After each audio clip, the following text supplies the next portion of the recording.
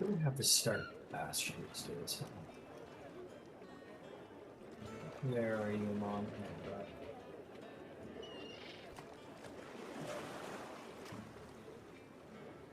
Let's go over there. I'm gonna try and start being better about the music. 'Cause I used to play the Tal'Dorei Reborn's or the Tal'Dorei soundtrack. Let's get started, and that's good fun. We will get to all of that, I'm sure. So, welcome back, everybody, to the game. Last session, the great battle between the Platinum Dragon and the Stormlord came to its head. It seemed that Fidjandagard, the equivalent of Jesus, and many other titles, that is a canon title that they possess, basically Jesus, um, smited the competition, unfortunately.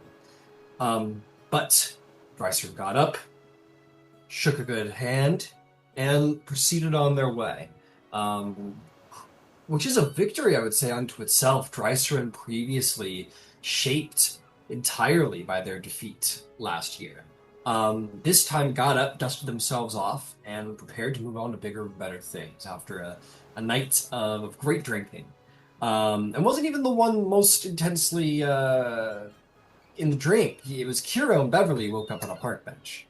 It seems. Qiro being a very good influence on Beverly.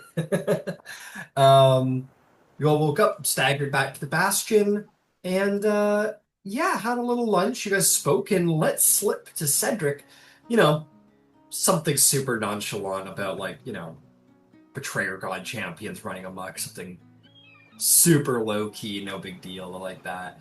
And yeah, you guys have about, I believe. Oh, hang on. Excuse me. You guys have, I believe, the rest of the day to sort of, deal with what you got to deal with. And the next day you have been asked most cordially to expeditiously return to the Vow of Salt to Captain Shirku, and yeah, the plot's unraveling in the Southern Peninsula. So, that is where we will pick up today.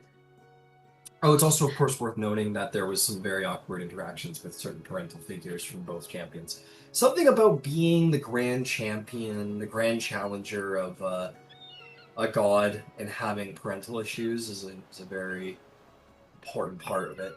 But anyway, Drystrand, sorry, you said you looked like you wanted to say something? I totally forgot to ask how much gold that item that I wanted from Gilmore's was going to be. Right, right, right. Um, yeah, you know what? Let's just go down the list. Some of you I answered, some of you I think I haven't quite gotten to. So let me just go down the list here, and we'll sort out that shopping list to get it out of the way. Scroll, scroll, scroll. Uh, oh, okay.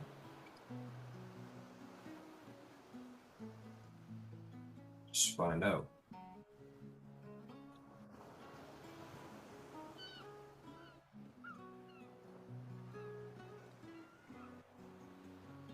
Hmm. That one is gonna go for. Oh shit. And I believe I have a 25% discount.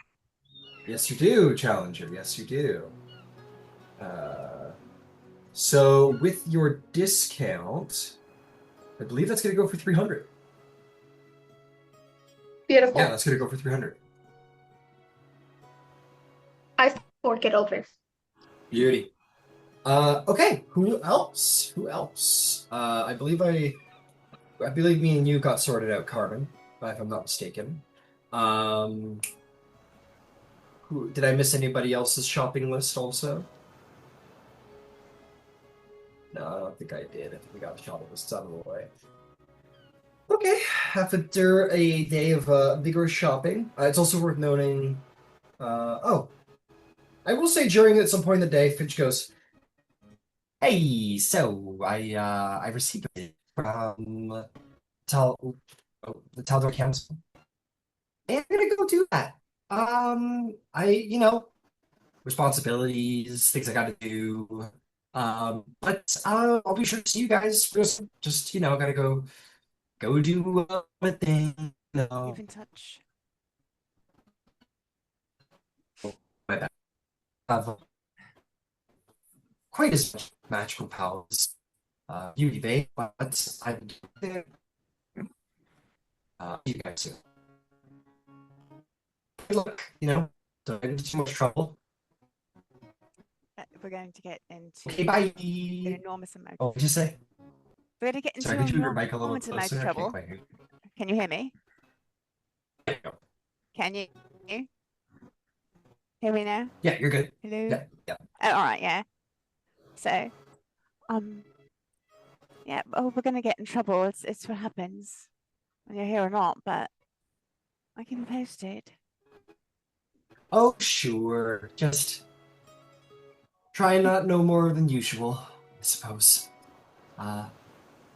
Okay. Well, bye. And Finch will Bye. get on Melisarus and just fly up over to the palace.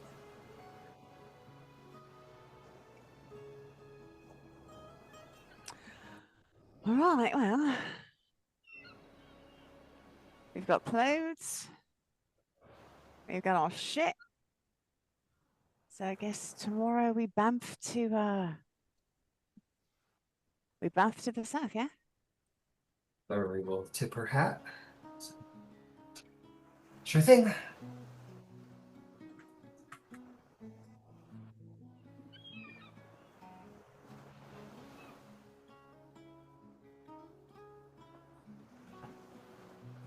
Okay.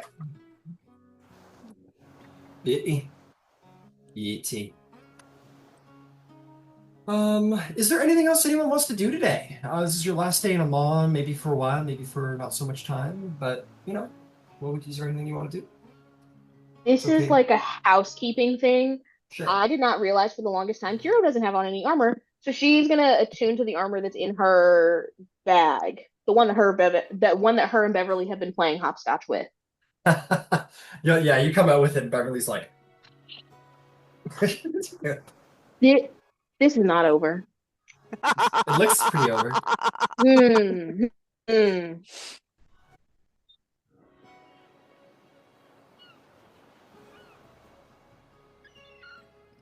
Anybody else have anything they'd like to do?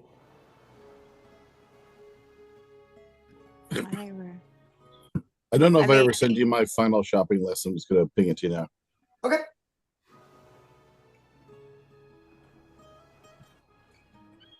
Hey Cedric, did you want to come along? We're gonna go bop some people on the head.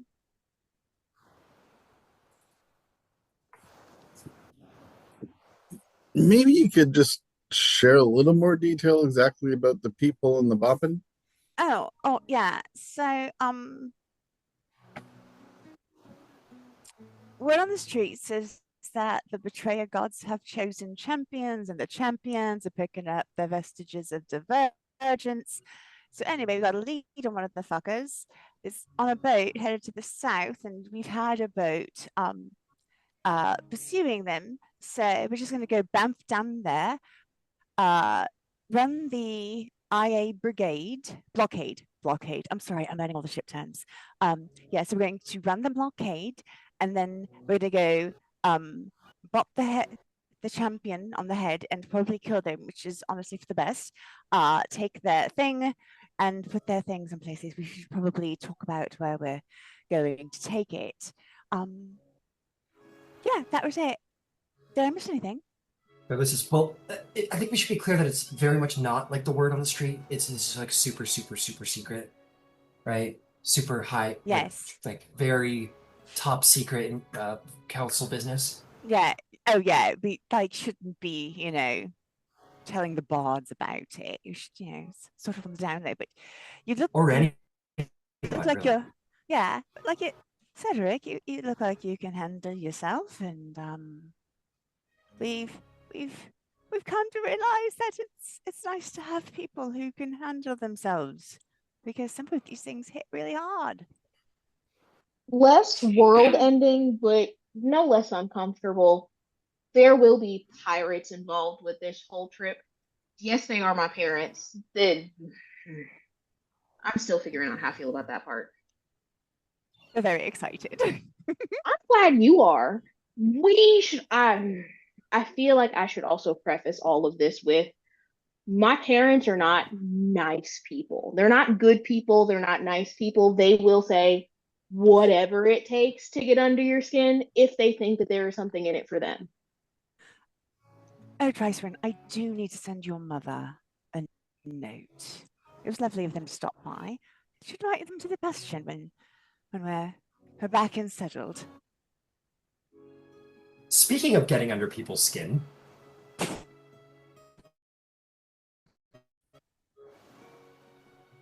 Lovely. sure.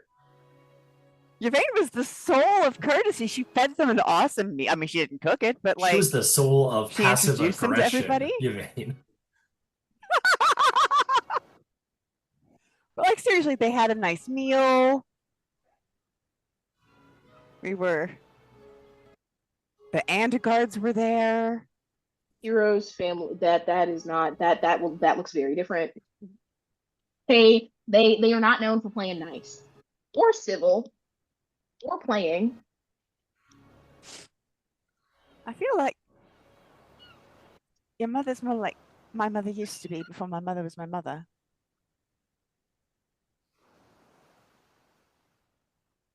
And My she's mother like hasn't 250 changed. years old.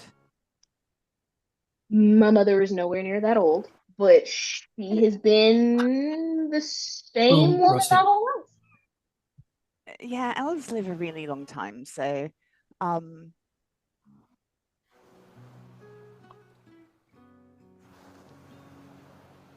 so yeah, but apparently when she was a youth, she went through a phase where she was, I think, different. At least that's how people who knew her, like, it's weird. I know I met people who knew her when, apparently. Yeah. No, my mother So has been, like I said, she's been some version of the exact same person my entire life, and she's not real inclined to change. I do appreciate consistency. There's nothing wrong with change. It's an opportunity for growth. I'm not insisting So that is the there rack. is.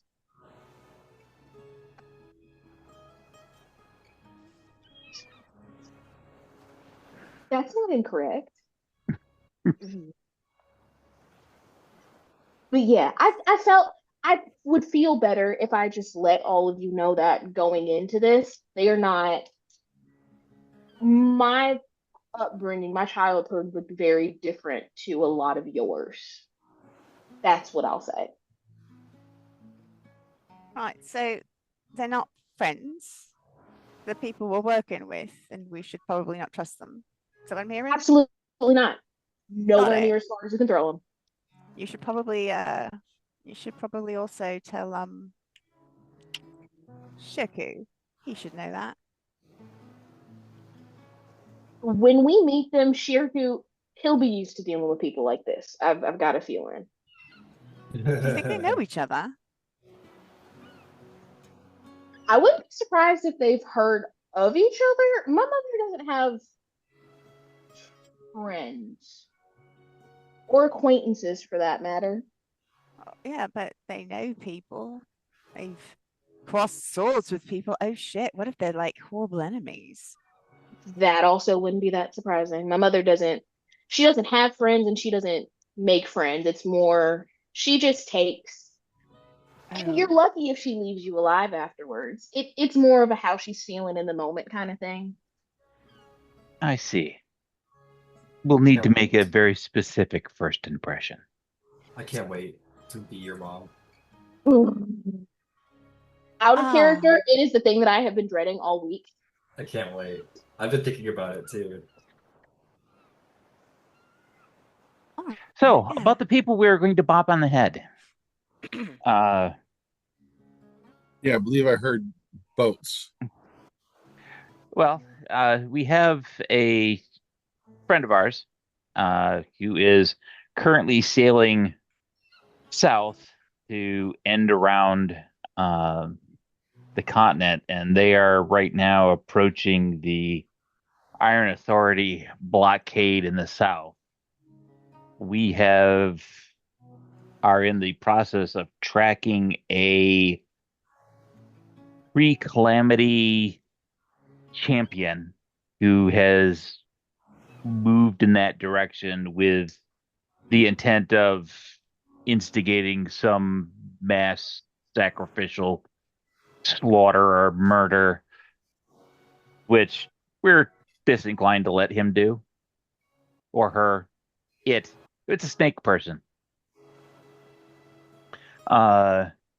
In addition to that, we have the Iron Authority that we feel obligated to punch in the face, because they're currently being led by the champion of Bane, is my memory.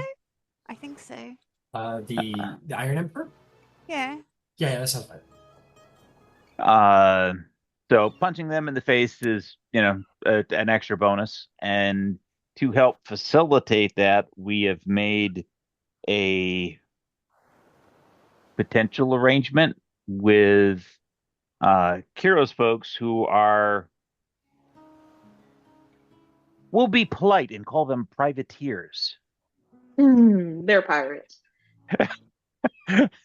That's the other word that we could use. They're an armor. They're a capable escort. Who's your mama? I'm gonna be your mama. It's gonna be great. Well, that sounds good. It's just I don't do great with boats and water. To that end, we have Yvain, who has figured out a way for us not to have that as a particular worry. Yes. Every morning I will be casting a water breathing spell. We can do it at breakfast. And indeed we can do it before we actually bump over. So should something happen and you be pitched overboard, there's no reason to need to swim. Although did we get him a ring of swimming? I thought that was on the list. Which should make it easier to swing your sword and such in the water. So that's an everyday thing. And I also will cast Dreamwalk, which is to say, if for any reason someone tries to message you in your dreams or do other weird things, you would know what it was. Like you can sort of lucid dream. Yeah, that's it.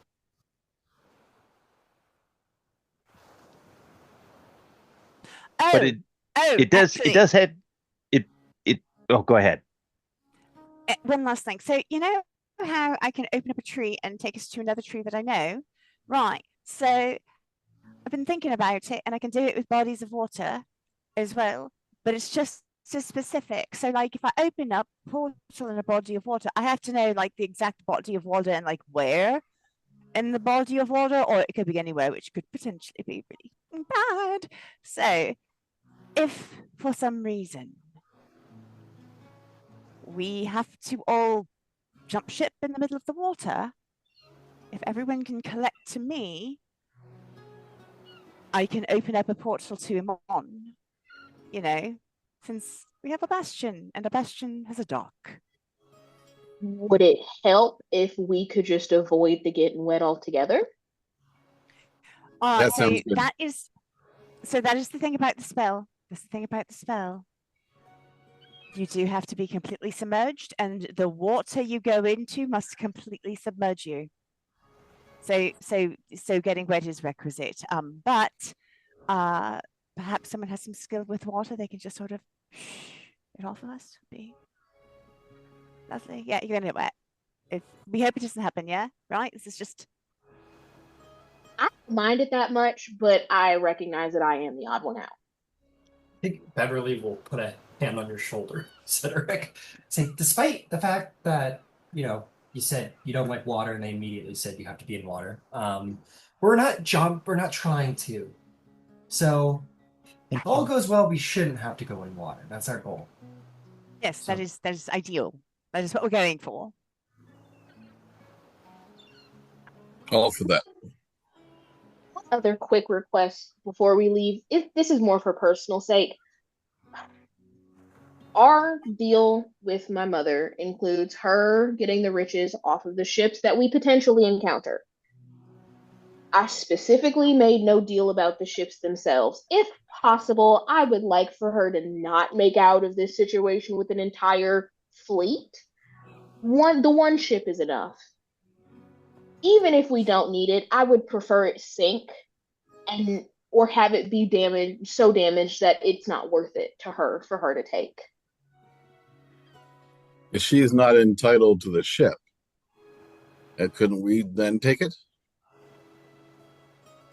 We could. I'm interested in making sure that she doesn't. We could even then barter the ship for the riches instead. We could. I liked your fluidity of thinking. I'm rather keen on the treasure bit. The treasure part is what we did. The treasure part is the part that I bargained with. I believe I made it a 60-40 split, 60 them, 40 us. But at the time, I was more focused on us getting through the blockade, not looting ships throughout the blockade.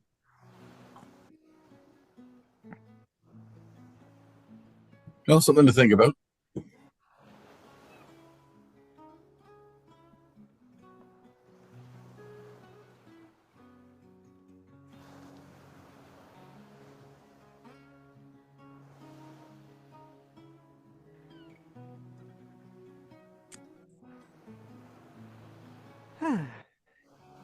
Trying to think if there's anything else.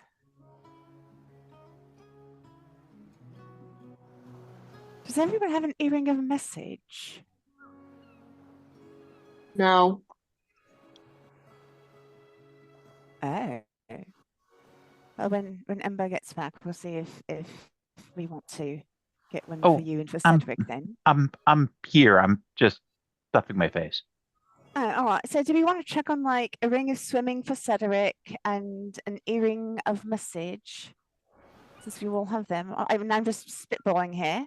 Or do we just want to get a good night's rest and be on the way? I think the ring of swimming for a heavy armor wearer is probably a exceptionally wise choice. Beverly takes hers off. She goes, "Oh, I have one. Does somebody want?" Oh, she'll give it to you, Cedric. Like, here. This is for you. If you Are want. you wearing your armor, my love, or are you not? I mean, it's if you don't need it. Well, Cedric said he doesn't like water too much, and I mean, I'd rather him have it. Right, so we're still getting a ring of swimming. What? We can buy a ring of swimming. Okay, I'm still giving him my ring. Okay, I love that. I love you.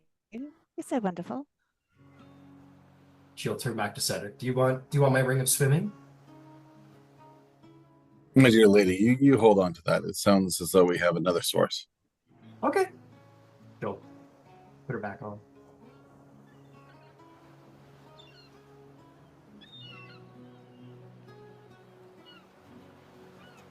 Very kind of you.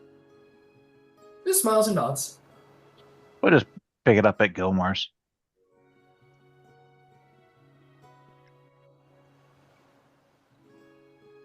It shouldn't be prohibitively expensive. I think it's a common. Yeah. Is it a common? I think so. Might be No, uncommon. Yeah, they're uncommon. They're not attunement though, which is great.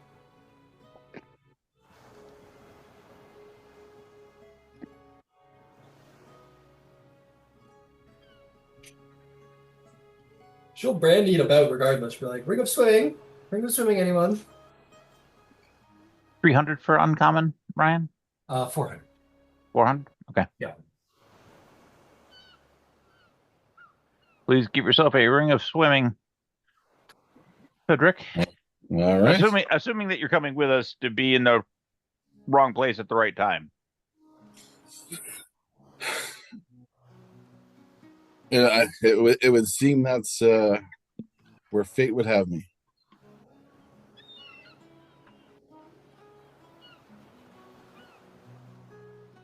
Fantastic.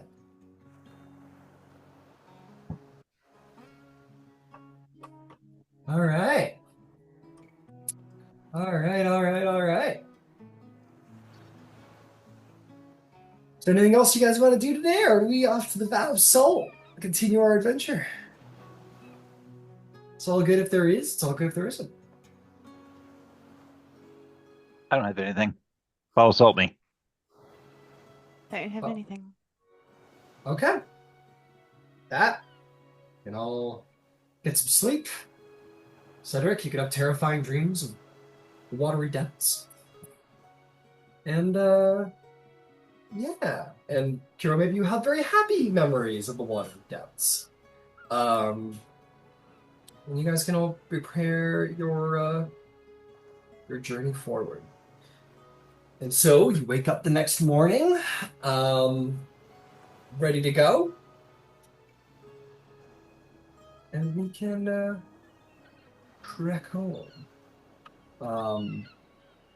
So you all gather together, you maybe find your way into like the middle of the shebang, and Beverly will have her hat on. She'll say, okay, are we all ready to go?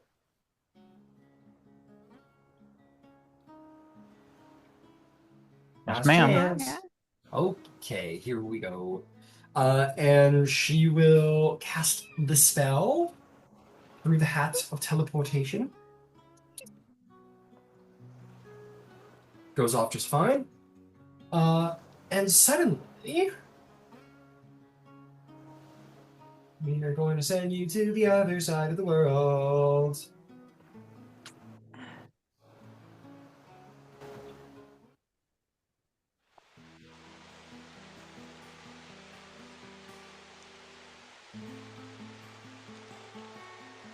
Oh yeah, the carpet.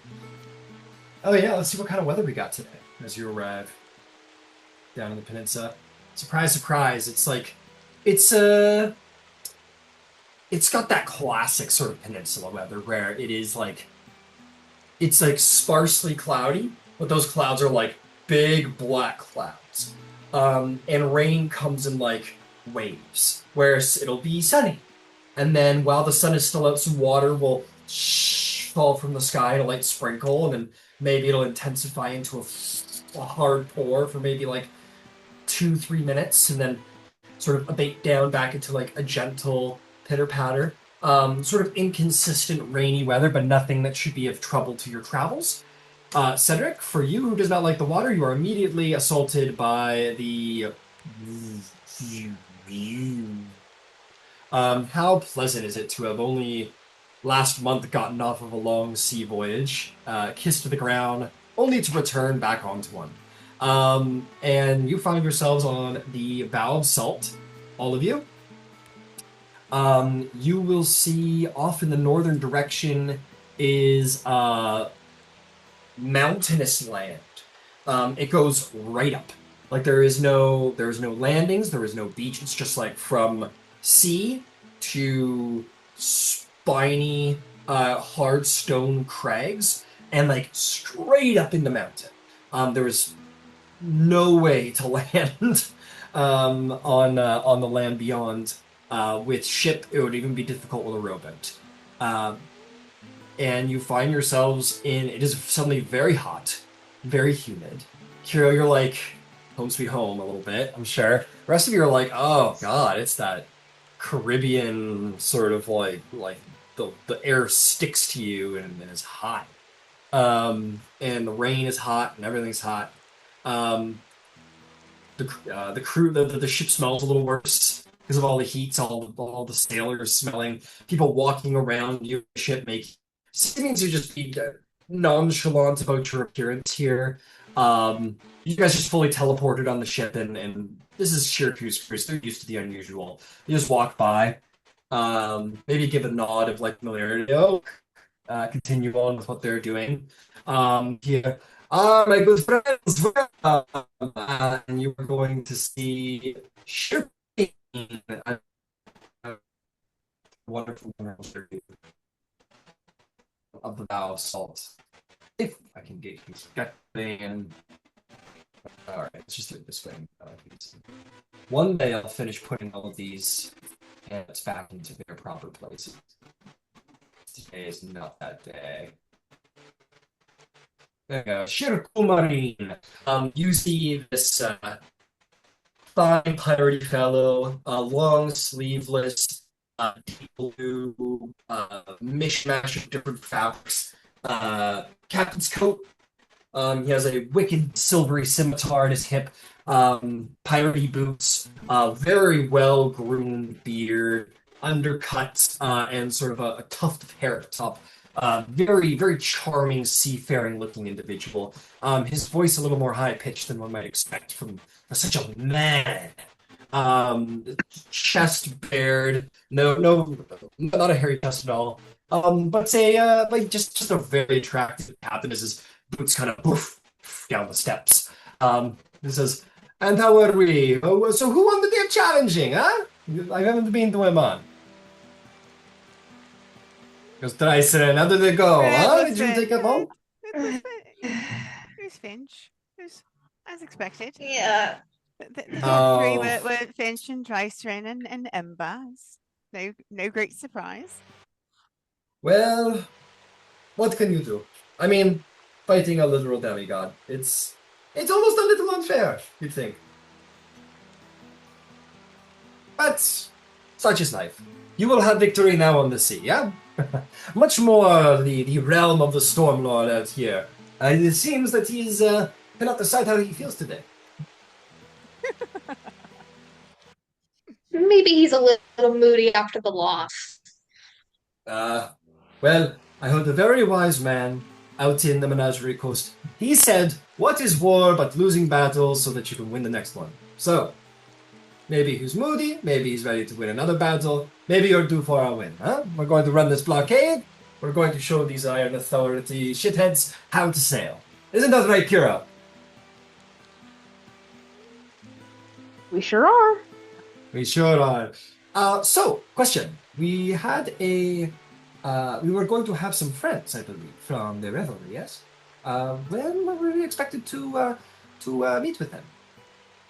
They were supposed to have been on their way here. From the other side of the blockades? Well, I haven't seen hide nor hair of them. I suppose we could start doing some careful runs closer towards where the blockade is probably laid. I've spied on the horizon black sails, and I've been careful to stay a little further off. So, we should be able to test the boundaries of what is right and how close we can get, and maybe do a little scouting for your friends, huh? Oh, and who do we have here? It seems a new warrior has joined the brigade, yes? He'll turn to you, Cedric, and say, "It is a pleasure to meet you, my gnomish friend. I am Captain Shirakumarin of the Vow of Salt. Welcome to my ship." A fine ship, I'm sure. And who do I have the pleasure of being on my deck? My name is Sir Cedric Longwaffle II. He extends his hand. You will shake your hand. He said, "I knew a long waffle once. Wonder what happened to him." Oh well. Either way, it's a pleasure to have you aboard. If you need anything, you just need to speak with my first mate, Stormdead. And he'll point to this classically sort of attractive pirate lady, a big feather in her hat and a parrot on her shoulder. He says, "Very good. So, I will begin telling the ship to do some careful spying, and we will see if we can come into contact with your friends, as it sounds like." All right. Place the sails, bring them around. Careful not to get too close. You on the crow's nest. I want spy glasses up top. And he will start giving calls out around the ship, and people start immediately moving into motion, hoisting up sails and pulling and moving, and the ship starts lurching with the wind. and they'll begin sort of moving around, doing a little spying. Shirku will turn around and go, before I forget, many of you, I know, Qiro, you are a navigator, yes? Sometimes. I'm not bad at it. Would you like to help out the navigator? We could use all hands on deck right now. This is definitely careful waters we need to be on, especially navigationally. Of course. Much appreciated. And he'll turn around and you probably hurry off because, ship culture is very like, something to do, go, go! Because, who knows what could be around the corner. All right. Salts. All right, now here I go pulling up all my wonderful documents.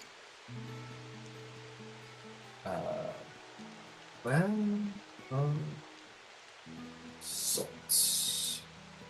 That is it.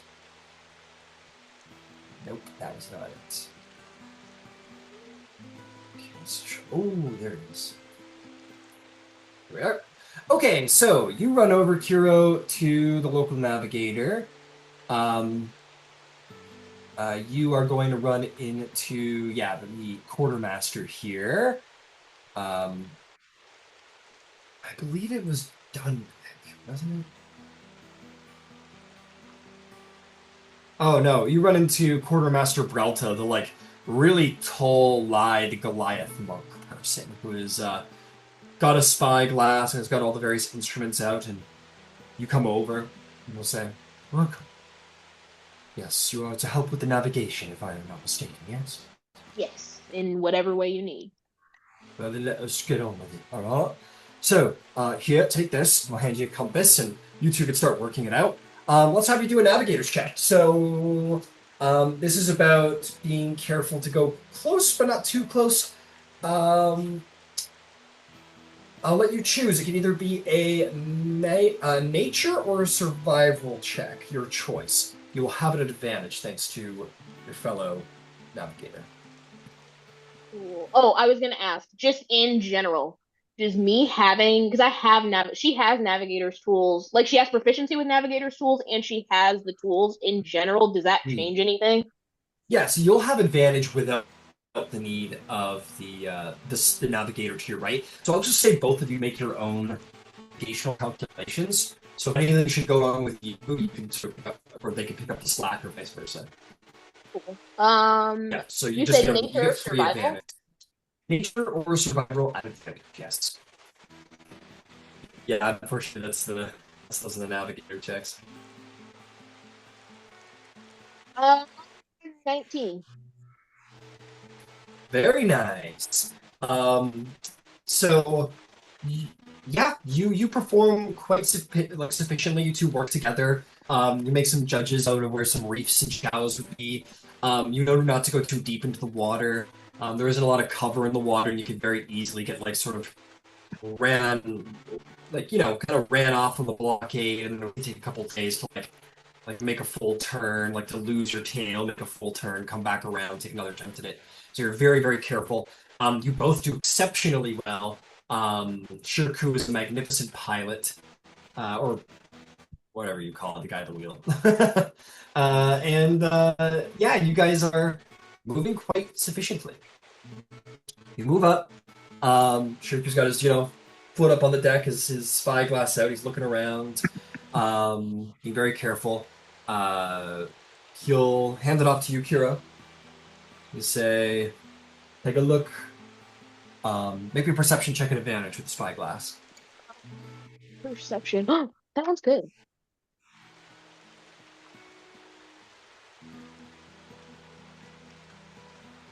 Uh, 19 again.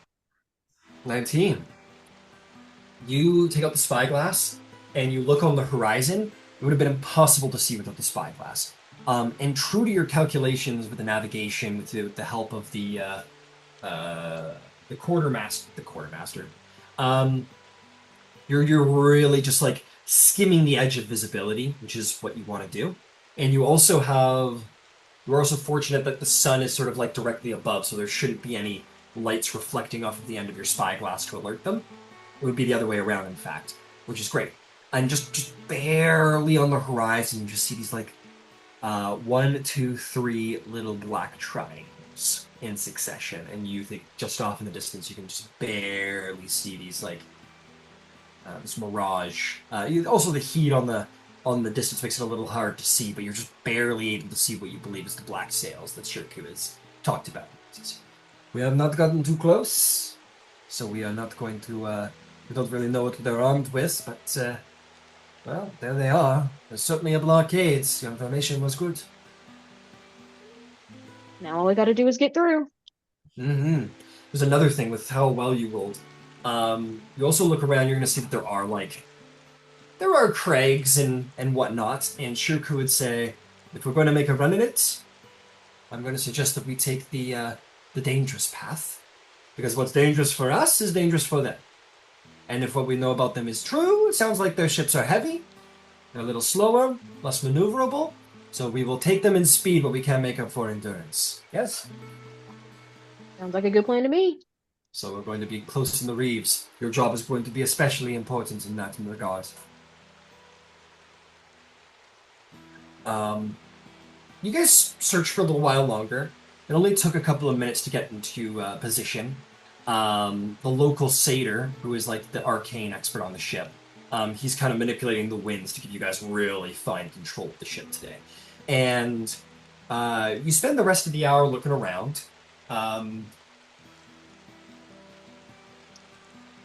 And you hear one of the guys from the Cronus go, "Debris in the water!" And you guys kind of look down, and you will start to see some like cracked wood boards kind of bobbing by. Nothing of great volume, but enough to give concern. I'm curious, Quartermaster Qiro, do you know the color of the ship that we're supposed to be meeting? You are muted, my friend. From what I remember of my mothership, Yeah. it's a darker wood. It has. She would have painted the bow or like the little figure at the front. She would have painted that blue. Her sails would have been classic black and white, classic mom. But there would have been a lot more wood than that. It's not a small ship. Dark wood, black and white sails. To the best of my, from what I remember, she changes it every once in a while, but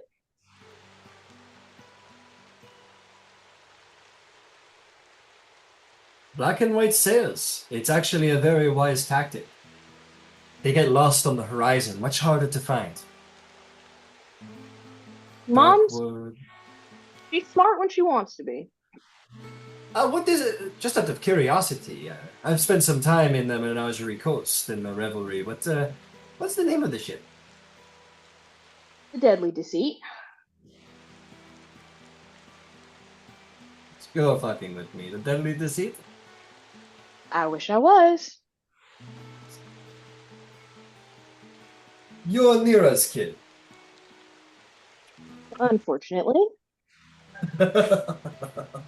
Oh, this is going to be an exciting journey. That's a word for it. Oh, boy. Huh? Shirku, could I ask you a question? Sure. Just because, maybe it would come up. Is her ship bigger than the Oh, Vow of Salt? bigger? No. Better armed? Most certain. Yeah, but that's fine.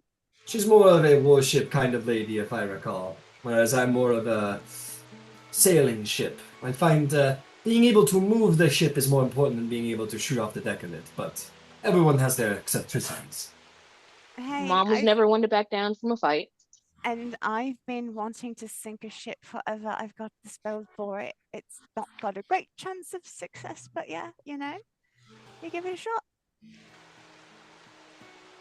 Well, that's concerning. All right. If it All right. clicks, Qiro told us to be wise. I was wise. Hey, fair enough. Hey, if you have if you can run this blockade single-handedly, I mean, hey, I'm not going to complain.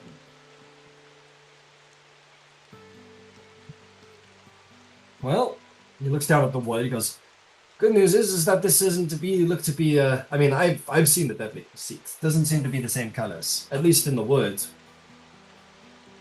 no. Even if it was, we'd know about it. My mother's not quiet. Not a lot. No, I would say she is not. No, that woman is. She's very loud. Loud woman. She prefers to make a entrance. All right. Cool. You guys carry on for a little bit. But Shirku does say, like, I want to see where these are going, though. It is a little concern. Might be this too, though. And we'll have you guys sort of follow the path. You're sort of following the line of debris. You're able to sort of follow the tide in the direction from where it's coming from. It leads in, unsurprisingly, the direction of the blockade, but you're able to sort of take the wide berth and sort of let it come to you a bit. And as you are sort of sailing along, kind of forces you out to deeper waters. Not too deep, but deeper waters. And after like another hour or so it's been about 2 hours now since you've opened on the ship, you hear another sort of like, "Ship ahead! Black and white torn sails!" And as the ship begins to approach, you do see, at long last, Qiro definitely looks a little, it doesn't look like it's been in a battle, but it looks a little worse for wear, like it may have had a rough, looks more like it's sea battered than ship battered, if that makes sense. But sort of like anchored sort of like off of an island. You do see, after a very long time, the ship. You see the Deceit in all of her glory. Under her breath to herself, "There's Mom." The sail, you see on the other ship, a flag is run up from the Deadly Deceit. It's definitely a revelry flag.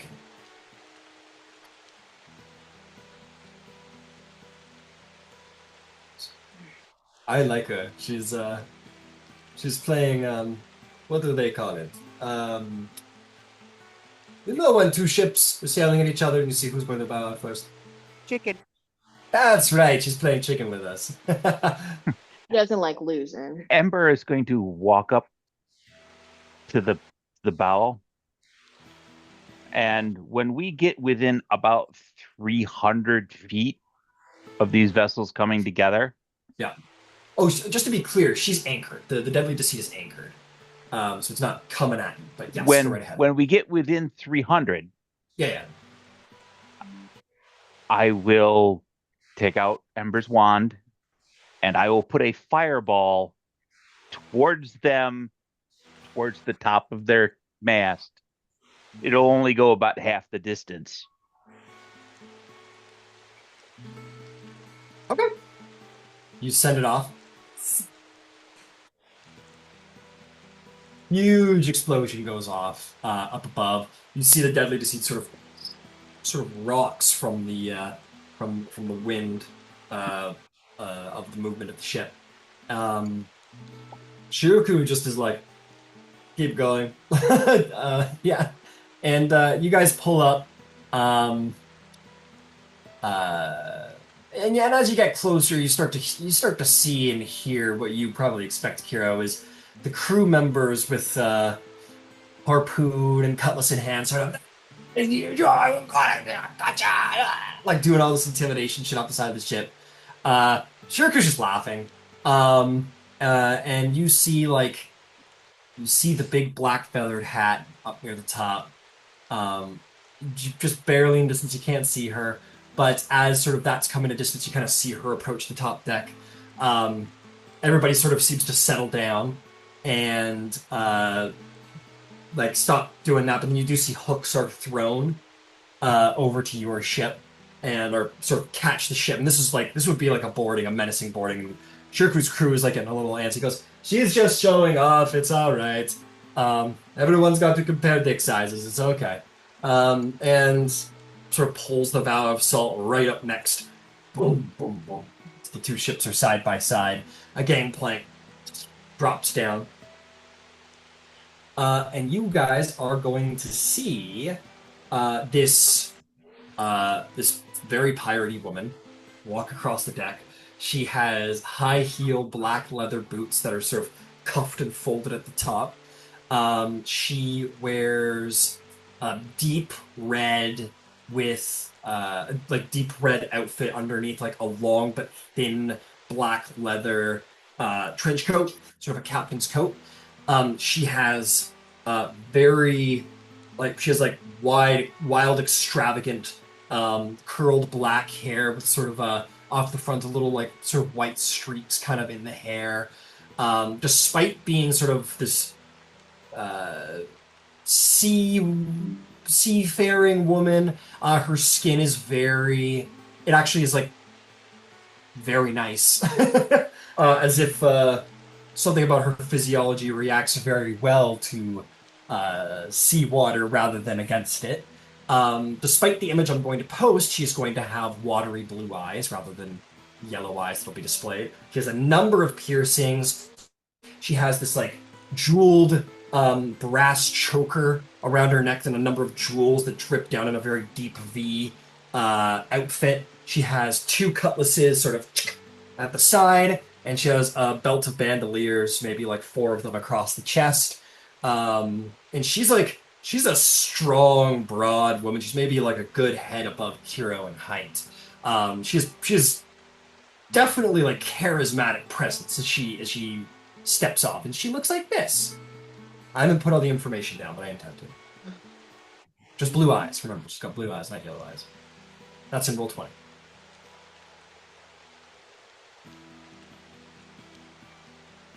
Oh.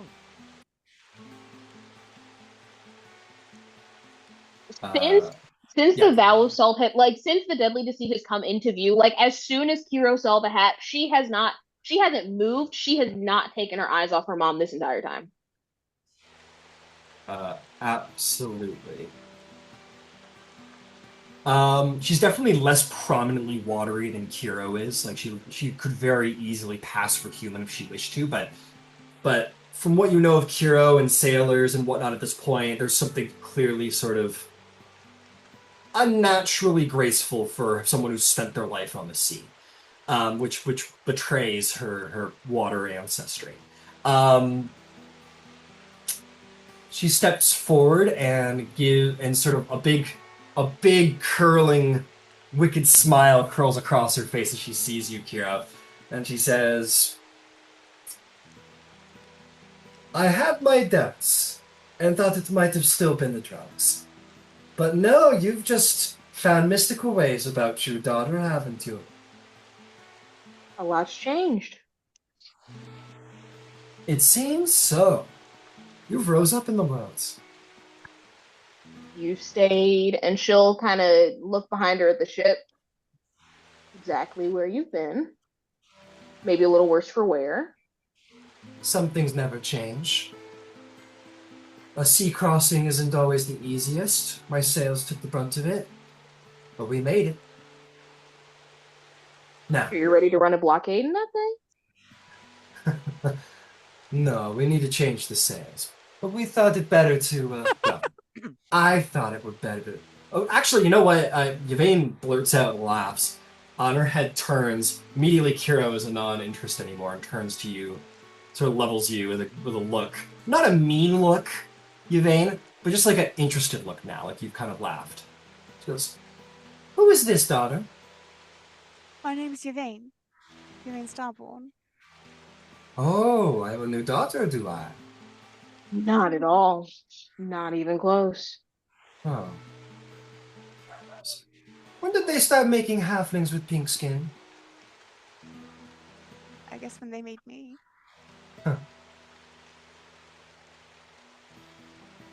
Turns back to you, Qiro. Well, actually, no. And this time she turns to Shirku and she goes, "Shirku Marine." And she walks across the deck towards him. He's kind of standing there, and he goes, "Captain Nira of the Deadly Deceits." She walks up to him and sort of like puts her chest out, puts her hands on the hilts of her cutlasses, and says, "Last thing I remember, you owe me a ship for that run that you did that didn't go so well." Goes, "And last time I remember that we could clear the debts.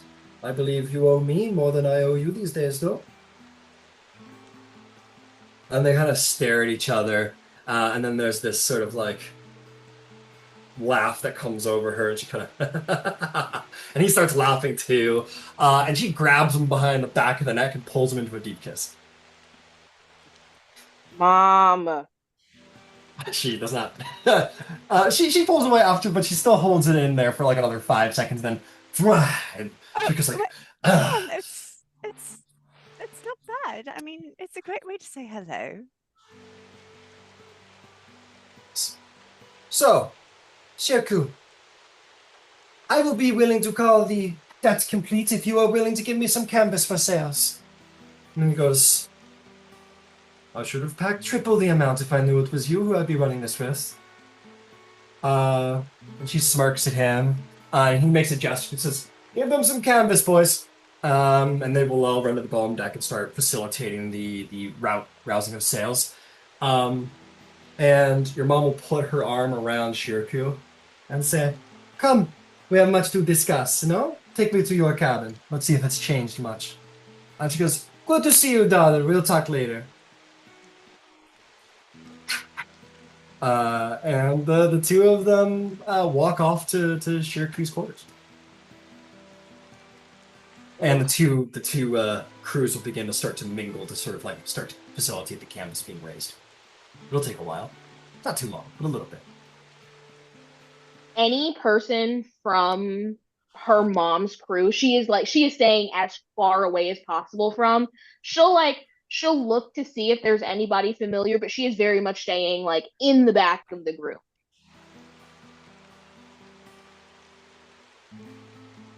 All right.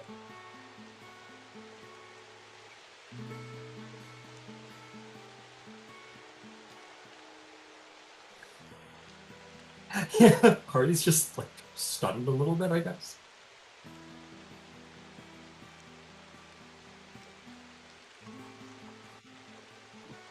Beverly's like, "So your mom is she's very free, very free-minded individual, seems like, I guess." How she got dad? Oh, is your dad? Would your dad be Is here? your dad here? Is he still? I don't know. He was when I left.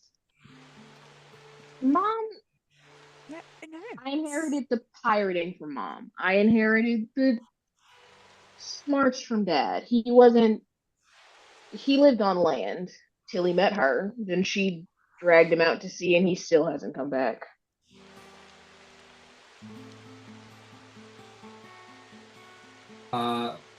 And just to be clear, just because I'm not seeing it, I want to make sure I'm doing it right. He's also has water ancestry, right? Yes. Yeah, making sure. That's what I thought. He's here, and you spy him on the other side of the ship if you wanted to go approach him or anything. I should. Is he on the deck? Because from Yeah. what she remembers, he is very much like once everything is calmed down and people are subdued, he comes out, but he's not the like, we're gonna fight everybody. Yeah. He's probably the quartermaster, so he's like, well, while your mom brings home the bread and shouts and screams, he's the one who puts up the canvas. So now that the crew work has begun and your mom's gone off to do whatever, adventure. Your father has definitely shown himself on the deck and is facilitating the bosun work, the quartermaster work. Yvain, Eh, you want to meet the second half of my parents? I would love to. She'll walk over to where he is. She looks very resistant for a couple seconds, and then like she gets over it, but there is very much a I don't want to do this. But she'll walk over Alright. and find him. You walk over and find him.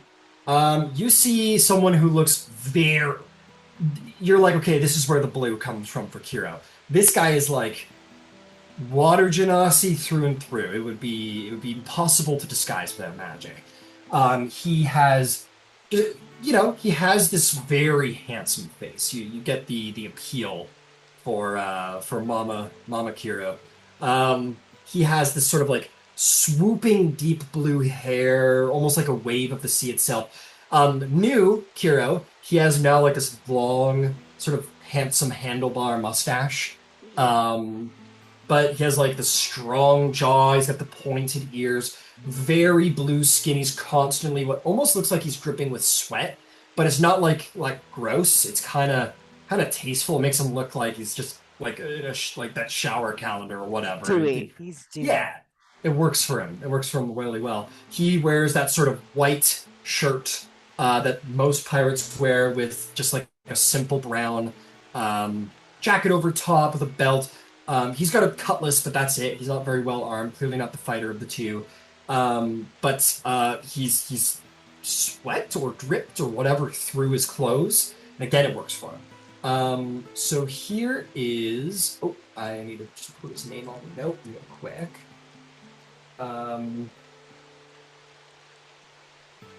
Here he is. There's a handout.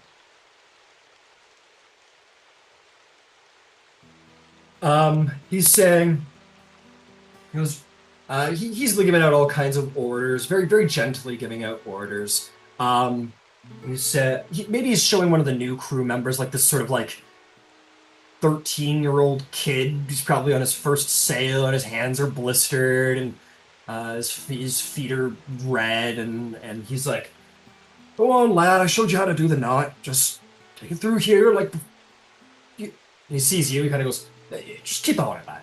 Pats him on the back, and he goes over and spreads his arm out. And he goes, Qiro, so good to see you. And he comes over and just wraps you in a wet water genasi hug. She'll hug him back. It's good to see you too, Dad. He goes, well, look at you. You've grown. You've become. You've changed. You've changed, haven't you? I like to think I have. For the better, I think. For the better. And who's this? So. Who do you have here? This is Yvain. Yvain, this is my dad, Eska. Oh, pleasure to meet you. And he'll shake your hand. You say, first mate of Qiro's ship? Ooh, not my ship. Oh, okay. That's all right. Hey, everyone gets their ship in their own time. We're with Shirku Marine on the Vow of Salt. Oh, Shirku. He's a good man, that Shirku. Great sailor. Really balances out your mother, Qiro. As much as Mom can be balanced out. That's fair. I mean, the only thing that will truly ever be the balancing factor for your mother is the sea itself. She'd go crazy if she stayed on land for more than a week. She did. It was not fun. No, it wasn't. Anyway, so we're running a blockade, are we? We didn't get too close. We saw some black sails on the distance and took a wide berth. It took some convincing of your mother. She was ready to run it right off the gates and do it a second time on the way back. Really flip him the finger on the way out, I think is what she said. That sounds like Mom. Daring as ever. Daring as ever. It's kind of badass. You have No, you have to admit that takes moxie to even consider. Well, there's one thing your mother has, it's moxie. I don't think she was born with fear. I don't think she's ever known it. I I don't think she ever was. It certainly wasn't something she ever taught to us. No. No. No. Never learned to be scared. And I think that's a good thing for a captain. Anyway. So, tell me, what's been going on with you? It's going to take some time to hoist the sails. Tell me about you. Tell me about your crew. Introduce me to your friends. Is this a ship you've... Well, you must be friends with Shirku to have hired such good help. He doesn't just take contracts with anybody. I'd say we're friends. Yes, we're friends. Would you like to meet Mr. Esker? Would you like to meet the rest of her friends? She has a few. Oh, sure, sure. Qiro, would you like to do the introductions, or should we have Ember do it? He's actually really good at it. Don't you have work that you have to do, Dad? I mean, there are sales to be Oh hoisted, no, changed. ma'am. What? No. We have time for family, yeah? Oh, always work to be done, but I don't see you anymore, you know? You never write, you never send. Where would I send? It's Okay. a joke, lighten up, Qiro. Very serious, like your mother, very intense. Everything I say is always taken as a certainty. Fine, I will introduce you to my friends. There we go, we could be like a normal family. For a little bit, at least. We're just pretending. Fine. This is Ember. Ember Van Zyl. He stares at you. Imagine, I gotta say, for the two mustache Genasi's from opposite elements, I imagine there's this like weird on-site like, and then he just like slaps his hand in yours, Ember, and he goes. All I'm picturing is Full Metal Alchemist when Major what's his name is like doing the flexing and the other guy does the flexing. Yes. But yeah, he sees you, Ember, and he like looks at you and your mustache, and he shakes your hand heartily, and he says, "A true honor to meet you, sir. A true honor indeed. And to you, good sir. May I compliment the volume of your mustache? It is exceptional. Very well groomed. What do you use?" I use a variety of products, actually. I can give you a contact if you're ever in Amman. Oh, I don't spend much time in Amman, but thank you. I usually just use grease. Lots of that around the ship, but my goodness. Well, it's a pleasure to meet you. We should share a cup of brandy sometime. It would be my pleasure.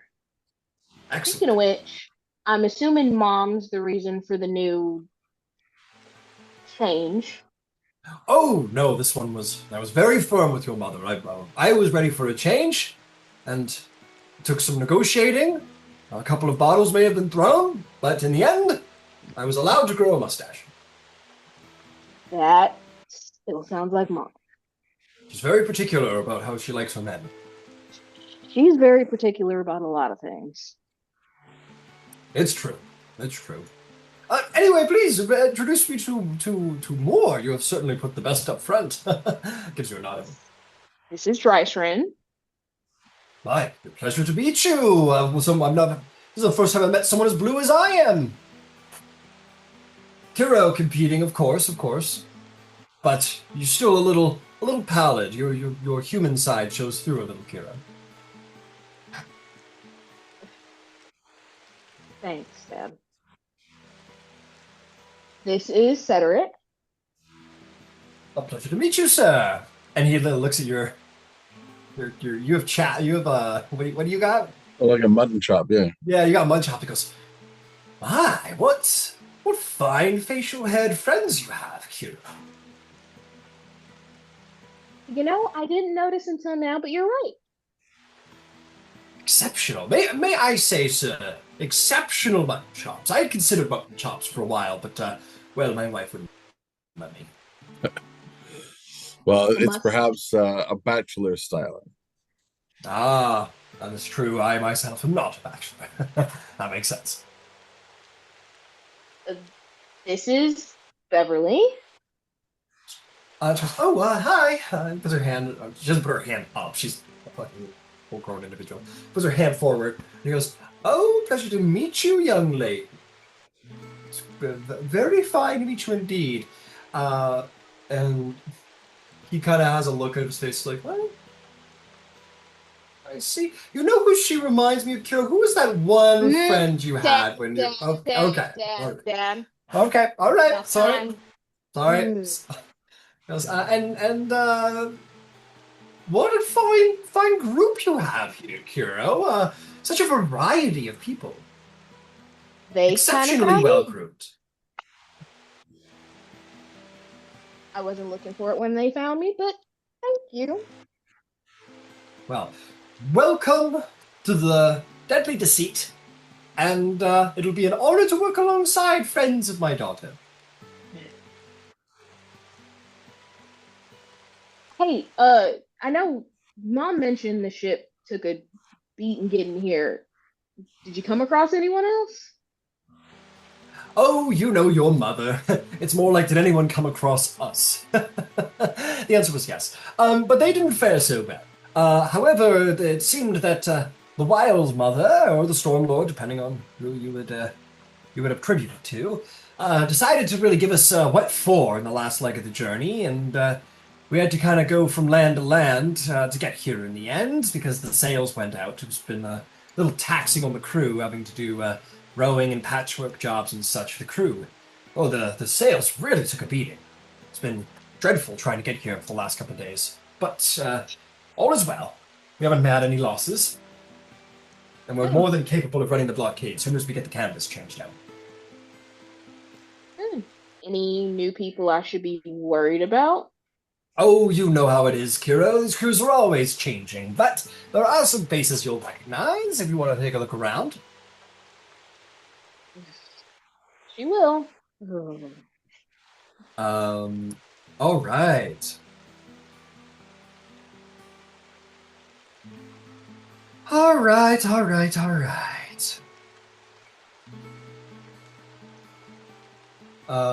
Beautiful. Okay, you go taking a look around, and you're gonna see, like, I would say of, like, just the regular crew body. There's probably, like, a third of the people you don't really recognize all too well.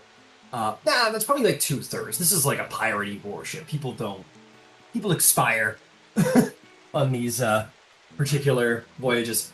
But, so there is a third. There are some, like, old salts that you still recognize who kind of are more like on the bosun crew, and they go, oh, Qiro, it's good to see you, and they're like missing a tooth. But there's tons of people who like don't know who you are and are kind of pointing. They're like, oh, who's that? And they're like, oh, that's the captain's daughter, and they kind of go over and introduce themselves. Is there anyone in particular that you're looking for, or just because I'm pretty sure you gave me free reign about the crew, right? Yeah. Yeah. Okay. No, I'm sure because her dad's not the first mate, so she would see, like, the first mate is somebody that her mom tries to hold on to as long as possible. So she would see if that's the same, or, like, a lot of the, like you said, like the quartermaster, the first mate, like a lot of the really big jobs on the ship, she knows her mom likes to hold on to those people. Mm-hmm. So she'll see if those have changed, but other than that, she's used to crew turnover. It is what it is. Got it. Well, the guy you're gonna know the best would be, he's sort of like your mom is kind of her own first mate. She steers, and she's a very talented captain in that she can multitask really well in steering in extreme circumstances, and also shout and scream at the crew and keep an eye on everything at the same time. She's very multifaceted that way. However, you would know, like, probably the biggest fighter on the deck, who is sort of like the boarding party commander. You run into this big, just monster of a guy. He's got like this big gnarled scimitar at his belt. He also has this like he's got one of those like boarding hooks, but it's like missing one of the prongs, so he kind of uses it as like a weapon in a way. But he's this huge half-orc dude. His name is Blackjack Krim. And he kind of looks down at you and he goes, "Ah, Qiro, it is good to see you. You're back aboard the ship, huh? You rejoining the crew?"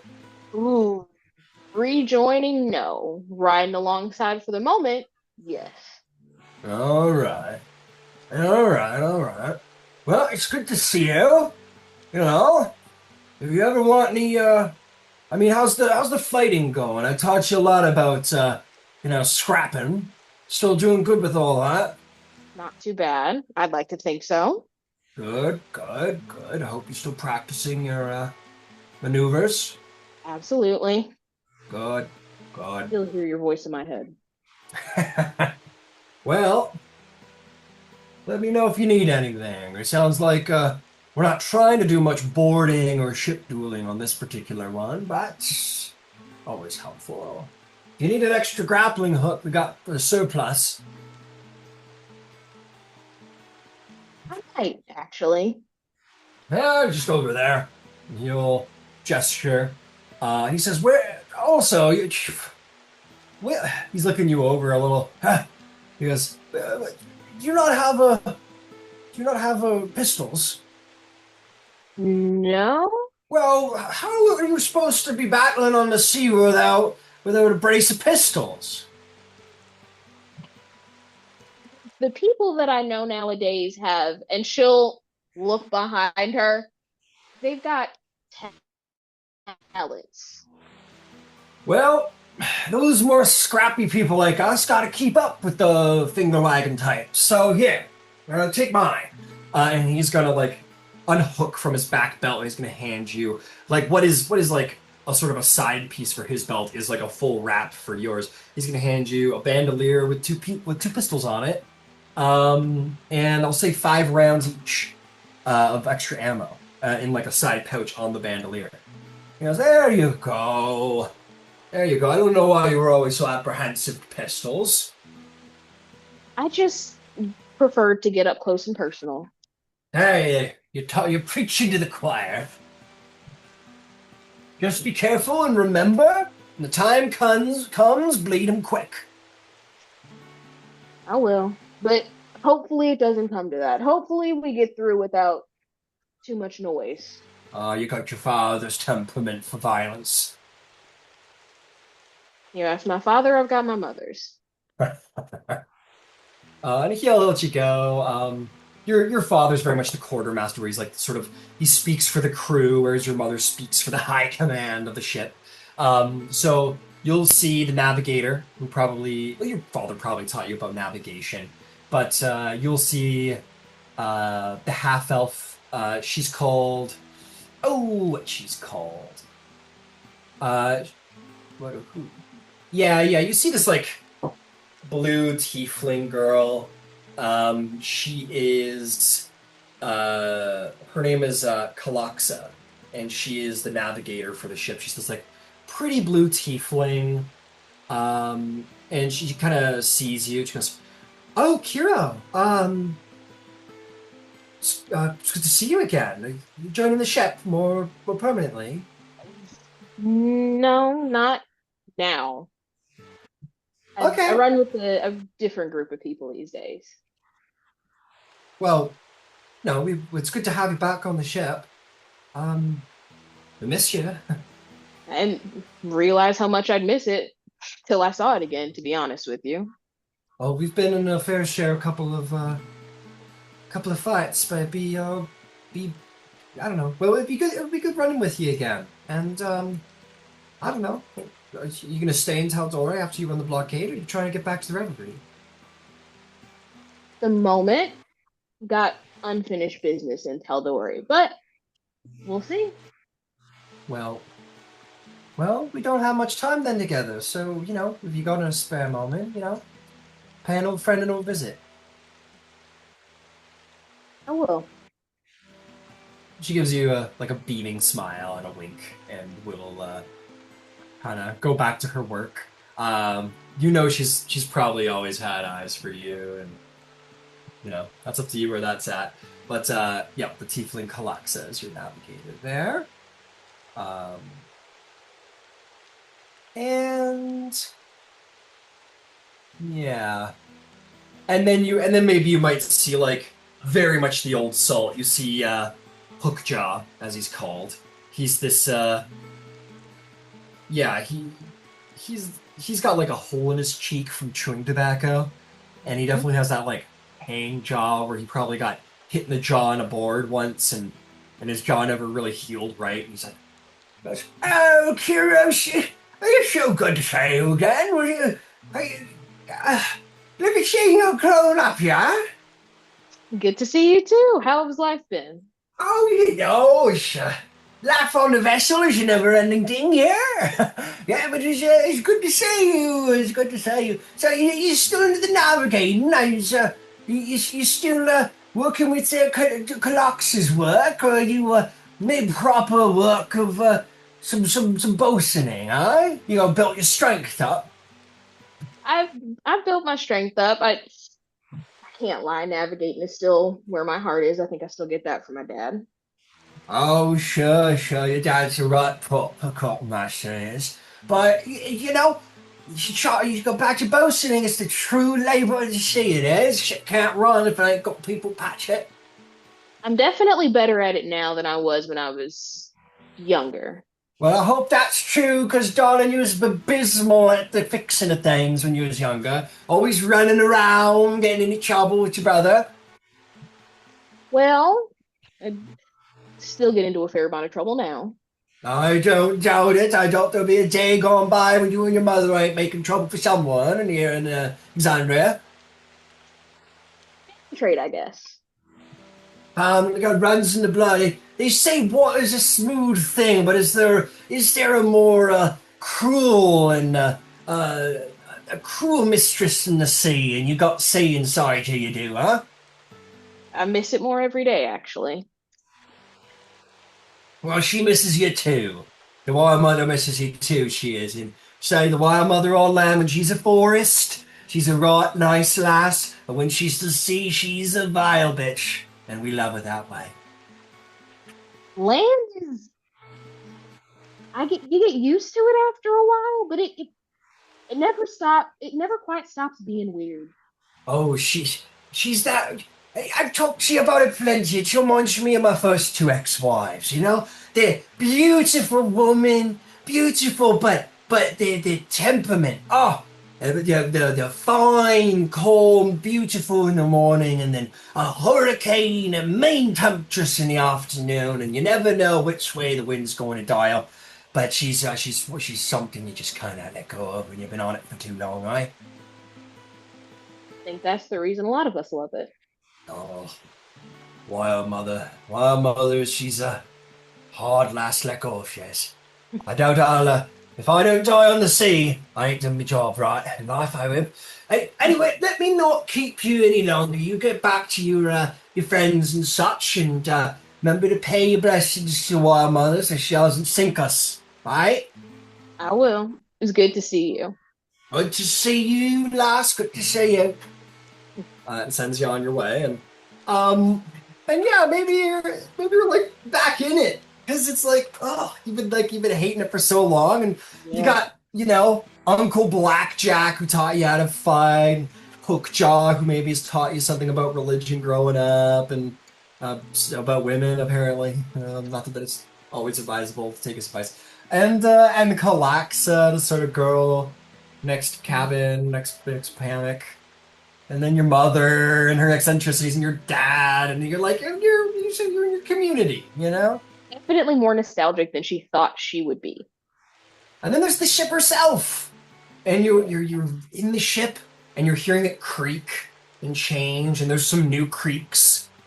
There's some new sounds around here, as the ship has probably been busted up and patched, but there's some that just haven't gone away. You hear the way that the mast sort of creaks the deck and sways when it hits the wind in the right way, and you know that the sails are up, and the weight of her as she sort of bobs in the water and the feeling of the anchor's pull. All of these things are very similar. Just the feeling under your feet, the ship. She's got a personality of her own, but she's the same but different.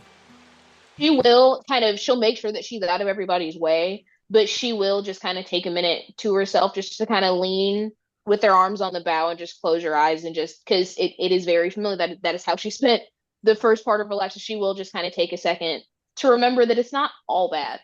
Yeah. Love it or hate it, this, you know, we land dwellers here in the 21st century, we got our community spread pretty far with video chats and whatnot. But for you, Qiro, love it or hate it, this was your school, this was your home, this was your community center, this is your gym, this is your high school, this is everything. The ship is your whole life.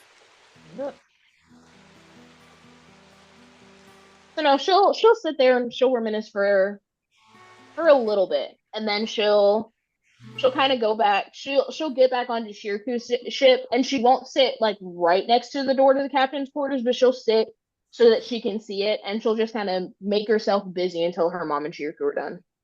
You probably don't stand too close to the door for your own sanity. And then eventually the captains complete their discussions.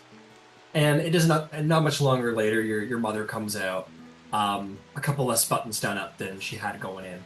And she comes out, and she'll like have like a pipe out, and she'll like smoke it. I feel like she's more of like I feel like she's like a cigar lady for some reason. Definitely. I feel like she's a woman in a man's world a little bit. And she's got this big cigar, and she's got it lit up. She like leans across the bow next to you, kind of bumps you with her shoulder. Yeah, fun. Says, you have to find joy in life on the sea. Every day could be your last, and you don't bump into friends too often, or daughters who run away. Runaway is a very loose term. I don't judge. I don't judge. If there's anyone in the world who can understand needing to float around and find yourself and do what feels right, I'm sure you know it is your mother. For better or worse. You may not like it, but we're more similar than you would know. Crew looks good. Not too worse for wear. Not as good as the crew I had when you were growing up, when you were, you remember when you were about 10? And we took down that merchant caravan of wolves coming in from Wildmount? Yes. Oh, yeah. I remember that. Gwendolyn Empire was so pissed. They sent 2 warships after me. Yeah, and you laughed in both their captain's faces before you tossed him overboard. Those were good times. You don't remember? I put the captain's hat on your head. Yeah. For a long time, I was convinced it was the closest I was ever going to get. Well, I'm not going to live forever, Qiro. Not mine. All right. I won't say it. We're not ready for that discussion yet. So, why don't we have a different discussion? How have you been? How are these people? They treat you well? They treat me well. And what's up with the blonde girl? You and Dad both. At least you're subtle about it. Nothing. You are not always predictable, daughter, like me, but in some things, you have a type. Nothing is up with her. She's who she is, and I'm who I am. If you say so. Not everyone is like you and Dad. No, there are not many people like me and your father. But you are. You love the sea. You love to find your own way. You cannot be told to do anything you don't want to do. You are ferocious. You are cruel like the sea. guess I got that part from you. So why are we running this blockade, huh? You coming home? No, no. There are bigger things than you and I going on. And at the moment, I might be able to help. Oh. Oh, you like your father in that way. You like to help and do the right thing. Whatever that means. Not all bad. If it makes you happy. If it floats your boat. Ugh. At the moment, it does. I'm happier now. As weird as that sounds. On land? Ooh, not the land bit. With them, yes. Don't forget where you came from. You came from pirates, but more importantly, you came from the sea. The sea is in your skin. Do not neglect her, or she will be cruel to you. Trying not to. Good. Well, this has been good. She'll pat your back and say, "Those look like hoisted sails to me, husband." And you go, "Yes, dear, we're ready." He goes, "Well, let's stop standing around. We have a blockade to run." She throws the cigar off into the water. And she goes, "Hoist these sails, bring the ship about, pull up the anchor, and let's move out, men." And there's a hurrah from the crew. And before we go into actually running this blockade, quite a bit of time has passed. And I wanted to check in with the rest of the crew. Ember, Cedric, Drycerin, and not Ronan, but Yvain. Is there anything that you four would have wanted to have done? You guys are, I mean, this is like a genuine pirate ship with genuine pirates, and for the nosy bits of you, Qiro's hometown, and all condensed into a nice little bow tie package. Is there anything that you guys would like to do in the time between your arrival in the Vow of Salt and the completion of the sails?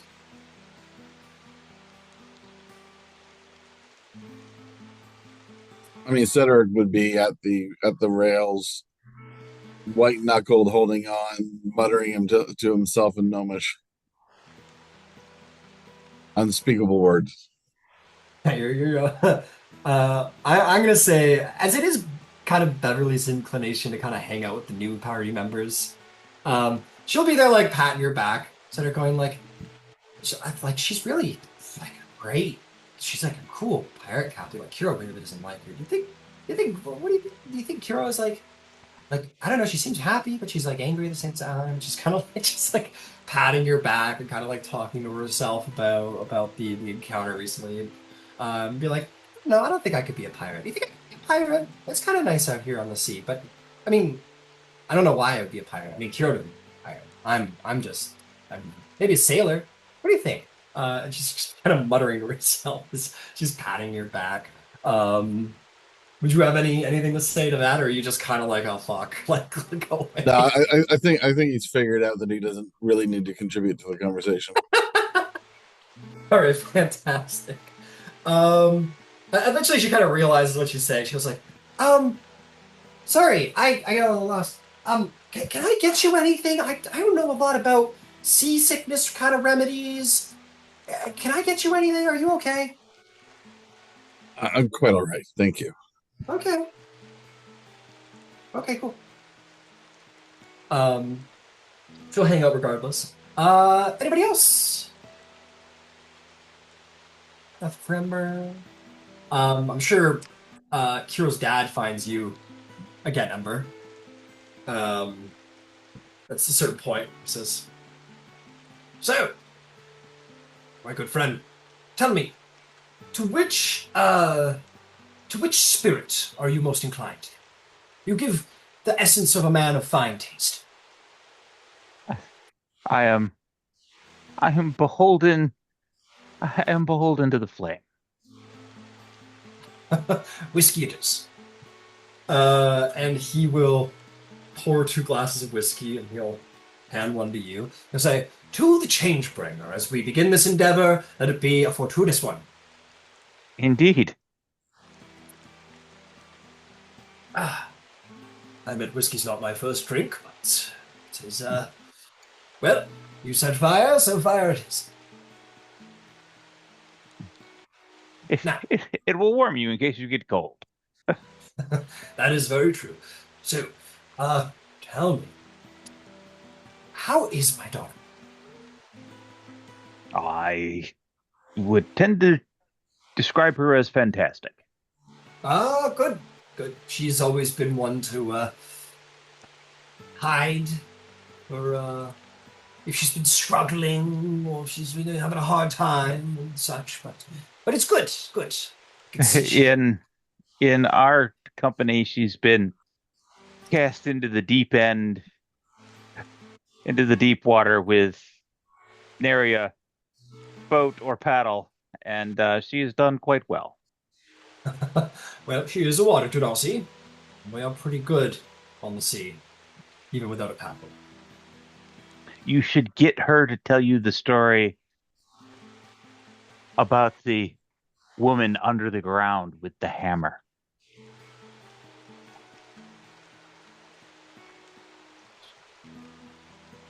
I will allow her to. Yes, I will ask her about this. I'll have her describe it. Very interesting. A woman under the ground with a hammer. I never thought I'd hear of my daughter in some underground tunnel. Doesn't seem very like her. It was very interesting. She was responsible for saving a child of a baron. Ah, truly. Indeed so. I dare say anything more, it would be stealing the thunder of her story. And Fair that enough. would be a crime. Qiro does like telling stories, even if she pretends that it's no big deal. Sort of a way, very much like her mother. Well, I will ask her. Thank you for the insights. She's not always so ready to share what she's been up to. Very nonchalant. You are quite welcome. I am Well, I am happy to spill the tea or whiskey whenever you are so inclined. well, you need only find me, and I am more than happy as well. It has been marvelous speaking to you. And please, if there's anything you require, just simply let me know. I certainly will keep that in mind. I appreciate the offer. Excellent, excellent. And he will return to the ship to pull some canvas. Yvain, you had the look of someone who wanted to do something. Let me check in with you. Yeah, so first of all, I'm going to find the damn ship's Tresim. Okay, make me a survival or investigation check, your choice.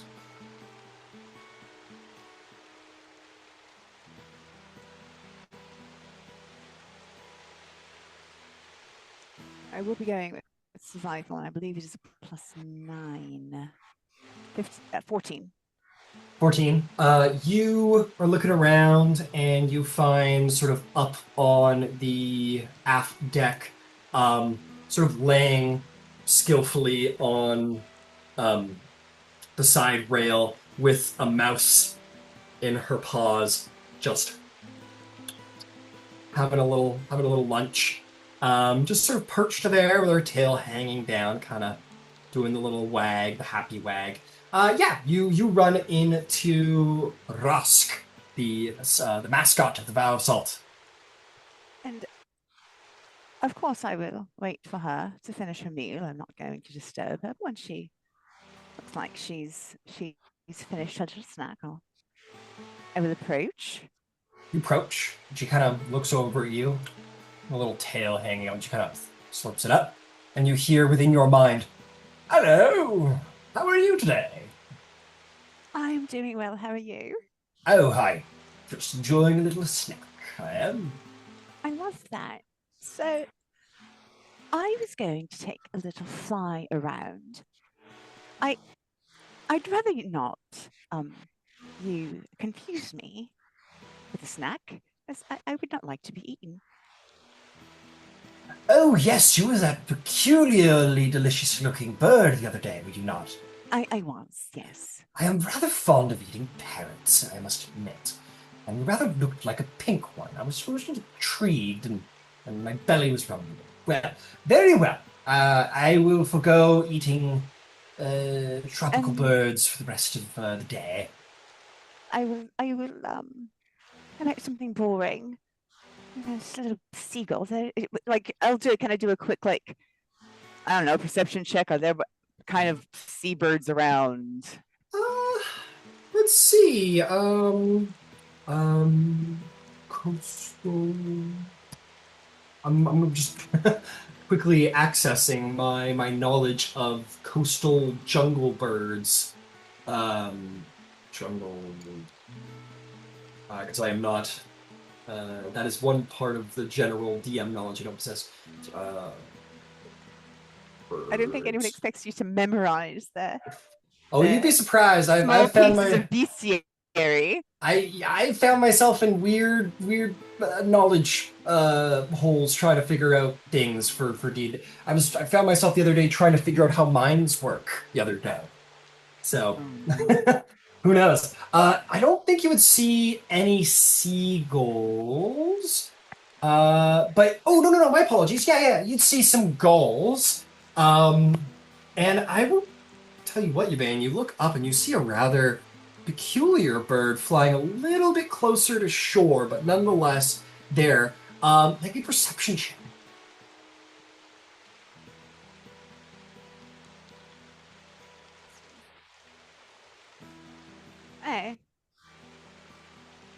I think that is going to be 27 when it grows. Yeah.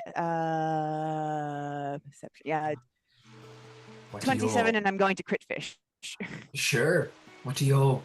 You've definitely passed. But I did not crit. But still. What do your half-elven eyes see? Like a little blurry, but mostly there.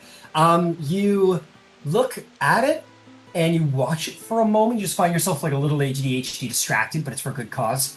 And you see this like it's a ways off, so you're not really sure exactly the scale of it immediately. And you see this like black bird. It's some bird of prey. And then you kind of see the wings kind of tilt, and it goes into this dive, and it brings forth these massive yellow legs with harsh talons, in which you can clearly see sort of the white feathered head as it grabs a gull right out of the air. And the size comparison becomes immediate apparent. This ginormous bird that an unarmored Sendrick could easily be carried off by it. You see a bald eagle. As it sort of claims the gull, it turns around on its massive wings and begins to fly back to the mountainscape on the shoreline. Oh, that is magnificent. It absolutely won't do though.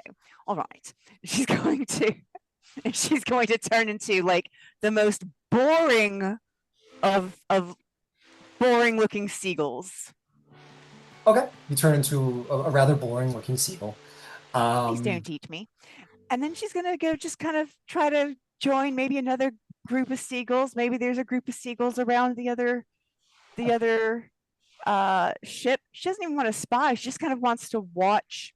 You know how when you get an upward look of something, you can kind of see how the patterns of traffic flow. Yeah. That's kind of what she wants to see, how the patterns of traffic flow. What is this organism called? The desperate desire or something like that.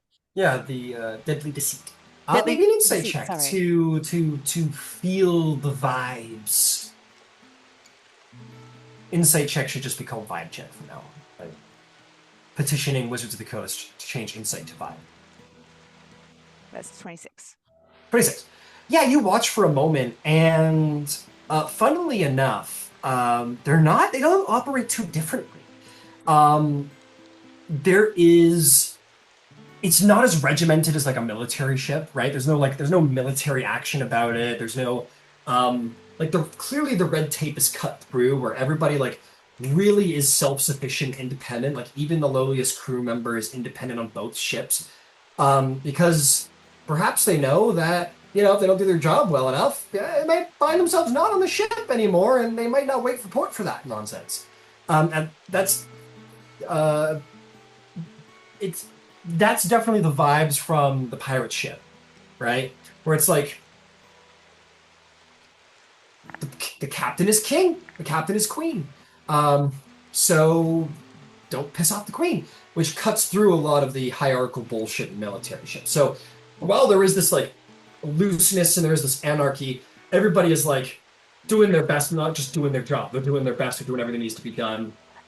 There's a real community about it, but there is like definitely vicious rivalries on the ship that you can tell where some people like really give each other murderous looks. It's very, very high stake relationships on these ships. They're either like deeply passionate relationships or like vicious rivalries. It's no halfway. And the same thing is true on Shirku's ship, but it's less vicious. And you think that Shirku runs a ship with, they're a little bit more inspired of him, less out of intimidation, and more out of like they're just inspired by his wonder and his adventures and whatnot. So you see, it's very comparable, where they both work like pirate ships. You're like, that's an authentic pirate ship. You can clearly see the influence on Shirku's ship, but there is a slightly different energy that trickles down from how the captain leads on both ships. Shirku's ship is one that is a little bit more people from different cultures, people from different backgrounds. Everybody's doing their job the best they can, and they're doing it for mutual help. It's less cutthroat than a pirate ship, but the pirate ship is a lot more higher energy, high stakes relationship, which would be very exciting for a lot of people, and what people probably imagine, where it's like anyone you meet, you're doing relationship points, right? When you make relationship points or lose relationship points, you lose them by the tens, not the ones, right? Everything's very high stakes. Everything's an adventure. Every relationship, everything you do. So you kind of feel this out. You feel out these vibes. You feel out the violence and the energy and the adventure of a pirate ship, and the sort of wonder and sort of uniqueness of Shirku's ship and how they're comparable. Yeah. Thank you. Yeah, that's what I wanted to do. Beautiful, magnificent. It's certainly an interesting experiment. And Drycerin, last but not least, was there anything that you wanted to get up to? She would wait until nighttime. And she's not gonna sleep in it this time, but she does want to get up in a crow's nest. Say a few prayers and kind of deep within her knowledge of she's probably not going to get a response back, but she's going to pose the question of just why, and then eventually she'll actually go sleep in the quarters instead of trying to fare and sleeping in a crow's nest. Yeah, no problem. And this all happens like when the ships take off to run the blockade. It's going to happen around like midday. So you guys would have teleported first thing in the morning, done a couple of hours of scouting and repairing, and at about halfway through the day, you guys are going to go. So we'll take care of that when nighttime falls, absolutely. But yeah, for the time being, the two ships kind of get themselves together. The Dreadful Deceit, or the Deadly Deceit, excuse me, and the Vow of Salt are both ready to go. They unlatch the ships. The crews take to their own ship. Your mother doesn't look at you with expectation, Qiro, to like join the ship. She just kind of goes to start her business. Feels maybe a little dismissive. Your father looks at you with a look of like, it's very like non-committal, but your dad wants to see you. He's like, are you gonna come join our ship? Or are you gonna stay on that? It's like whatever you want, honey. But I love you. It's got that. Everything is said in that Yeah. look. Surprisingly, is Yvain back on the deck of the ship? Yeah. So I imagine so, Yvain, when you hear the captain's voice ring out to start hoisting the sails and pull up the anchor and everything, I imagine you look around for her and you see the seagull swoop down and this fucking hot pink seagull fucking comes down and unravels into the half-elf that you know. Yvain I know what I said. And I will keep an eye and an ear out. But I'll be back. I'll be This back. seems delightful. I just want to say that. Like she's really something. She's a lot of things. She has been my whole life. Should you need it, you know, should you need an extraction, send your familiar. Otherwise, go spend some time with your family. If I need to get off the ship, I can get off the ship. Sometimes, socially, it's nice to have a reason, so you don't have to, you know, make a thing of it. Like sometimes it's nice to just immediately, oh, you know, I would love to finish this conversation with you. It's so important to me. But also, I clearly have this thing I have to do. Do you see what I'm saying? Like sometimes you need an extraction. If anything happens, I'll send Ghost to you specifically. And she'll look at her dad and she'll cross over to she'll cross over to her mom's ship. Yeah. You hear some of the crew, like a lot of the crew goes,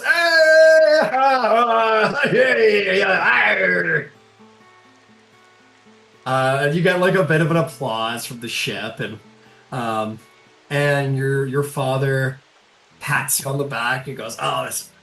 And you look up to the captain, and she goes, Qiro, take the wheel. Okay. And hey, your mom has never let you use the wheel. No. That's crazy. Even your dad is looking like, holy fuck. Nobody touches that wheel. Like when she walked on the ship and everyone started clapping, she has tried, like she is looking slightly down to not make eye contact with anyone. And then her mom says that, and then she does, like there is a second where she like shrinks in on herself a little bit, and then she loses it as she walks, but there is like a, oh god.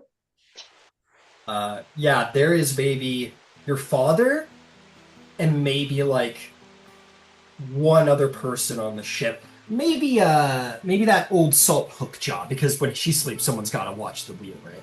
So maybe like Hookjaw and your father and your mother are the only three people on the ship who's ever been allowed to touch the wheel. And you lay your hands on the spindles of the wheel of the dreadful deceit, and the whole crew looks up at you, and your mother says, "What are you all staring at, you sea dogs? Get onto the ropes!" And everyone sort of starts running around and hoisting the sails.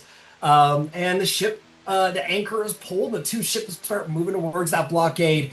And your mom will pull out a scimitar and she'll be like, "Don't fuck me on this one, Shirku Marine. I've got my eyes on you. If you leave me in a bad situation, I'll hunt you to the depths of the sea." And Shirku Marine just kind of like gives a little salute from his ship. Your father's like, "Hey, Shirku." He's like, "Asuka, how are you doing? Mustache is looking great." And he goes, "Good to see you." And they continue on.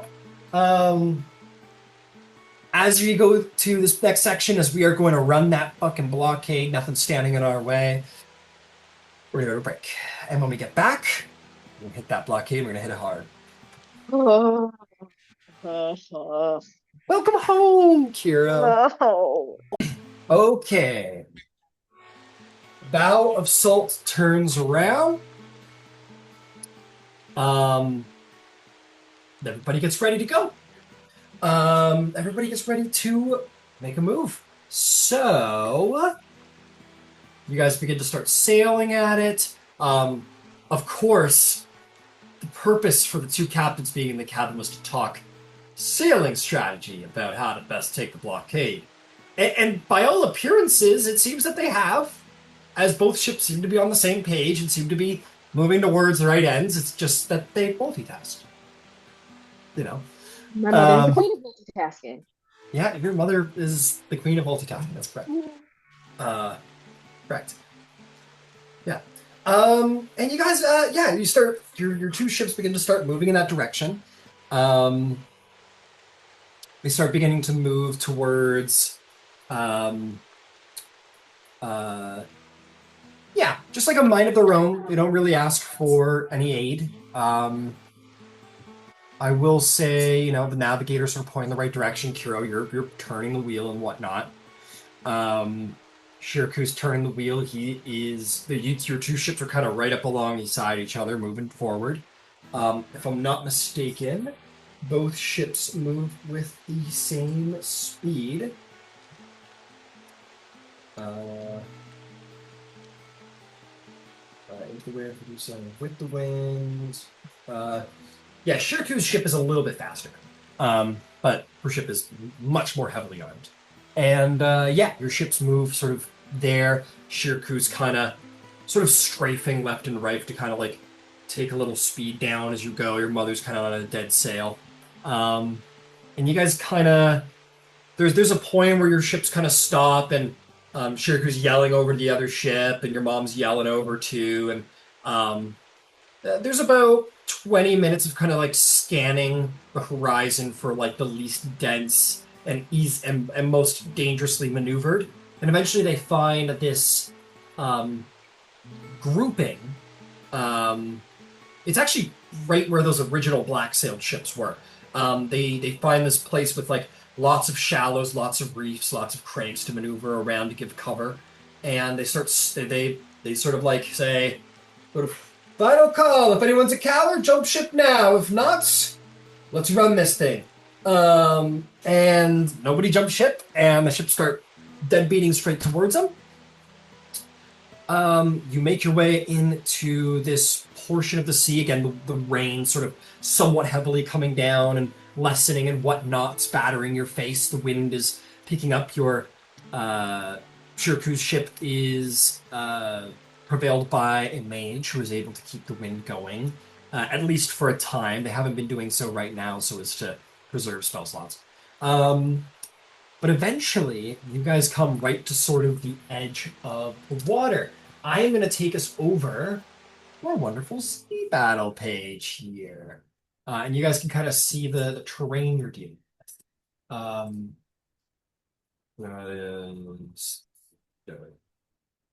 Seat. I don't know why the music is better. You would basically hear the various captains call out from whichever ship you're on. Say, our job is to get past these ships. Once we're on the other side, we can outrun them. We are home free. And with that, as you make it to here, you do see the ship's sails turn and begin to start heading in your all's direction. We're a little spread out amongst this peninsula. Two of the ships start turning towards you. There's only 3 ships. You're like, and your mom's like, you called me all the way here for 3 ships.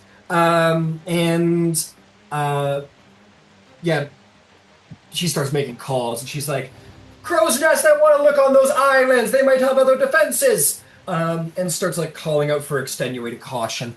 At this point, we're going to roll some initiative.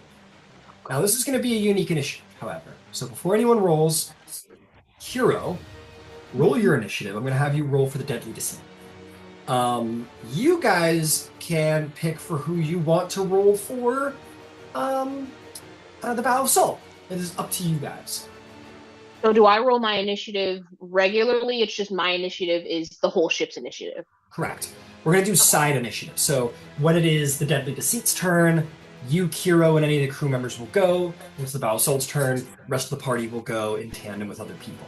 We're going to take this one step at a time, because I got special stuff for this particular combat. It's a sailing combat. But what'd you get, Qiro? Qiro has locked in. She rolled a 19 on the die. It's a 21. 21, beautiful for the Deadly Deceit. Who would like to roll for the Vow of Salt? Cedric, I elect you. Give me an initiative for the Vow of Salt? 18. 18, very good. And that is... and the black ships did roll a bit better. They rolled 22, so they just barely come up the top.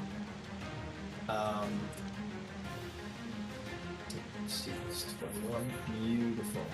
So, we're going to take this one step at a time. But, in the course of the combat, you guys are going to also represent sort of officer spaces. I will take you through them on your turns, but there are special officer actions that you guys can all take. I'm just going to post them in the chat. These are the general ones that any one of you would be able to do if you so choose, regardless of position. As an action, you guys are all going to be considered officers because you're all like above level 10, so fuck, whatever.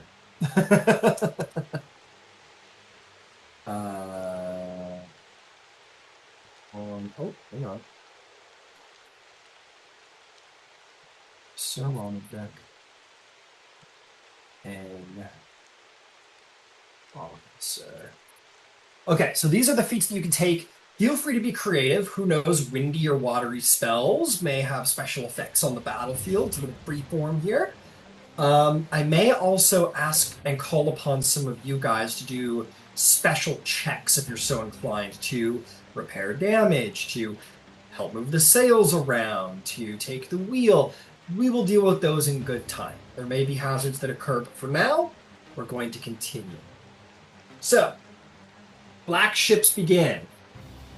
The ships start moving towards you guys.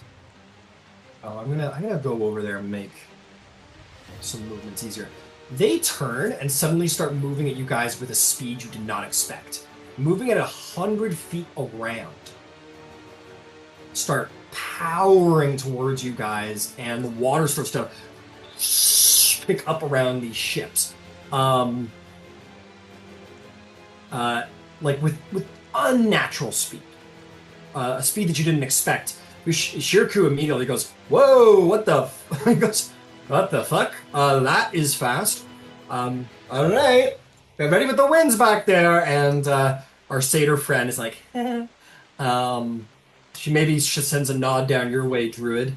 As apparently they've got the speed on their side. I didn't quite expect for them to have. That's what they're going to do with their turn, however, as I believe they are well out of range for any attacks. So, that is going to bring us to the Deadly Deceit. I am going to possibly have party members take actions on behalf of officers for the other ship to keep it fun. But for the time being, Qiro, you, your mother, and your father are in direct command of the ship. So you're at the wheel. So while your mother's out there barking orders at the ship, what do? First thing I will say to you, however, is this. Your ship is moving with the wind at its back, so this is very important. Wind direction is very important. I'm going to roll a d8. We're going to find out the wind direction on this turn. Yeah, you've got the wind at your back. So as long as you're moving in generally the western position, which you are right now, you can look at the compass to reference that, you're going to have a 60-foot speed. Should you turn against it, that might affect your speed. So currently the wind is moving in, I'll put a big arrow down, this arrow's direction. So as long as it's generally behind you, you're going to get better speed. Oh, went away.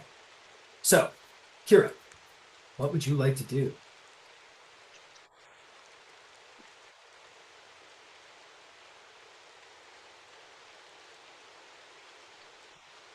Take aim. What was the question? Oh, I was saying, so the actions that the ship can take, they're the ones that you posted in chat, right? Correct. Correct. So so basically you have you have your full turn, you can do whatever you want. Your mother and your father also have actions which they can spend on these special officer actions. Okay. For now, she knows her mother's style. For now, she'll say take aim. Take aim, beautiful. So you call out, Taken! We will say, because they're at a bit of a range, one of the mangonels will gain advantage. Mangonels have a range of 200 to 800 feet. So I'm gonna post these actually, just in case anyone wants to peek at them. So here is this is Shirku's ship. His is the sailing ship, and the Deadly Deceit is a warship. And that is the second link I posted in the Facebook chat. Okay, so take aim is had. Next attack is going to have good range, so let's get that out of the way. With a big range of 800 feet, which of the two ships would you like to target? Screen left or screen right? Left. So that guy right there? Yeah. Beauty. Okay, why don't you roll for me, Qiro? Roll me a mangonel attack. It is going to be with advantage because of your take aim. That is going to be with a +5. However, hold up, because it's got a 200 to 800 foot range, you might be at a straight roll because of take aim. Right. Yeah, so you're going to be at a straight roll because you're canceling out your long range disadvantage. So give me a +5 attack roll. A 9.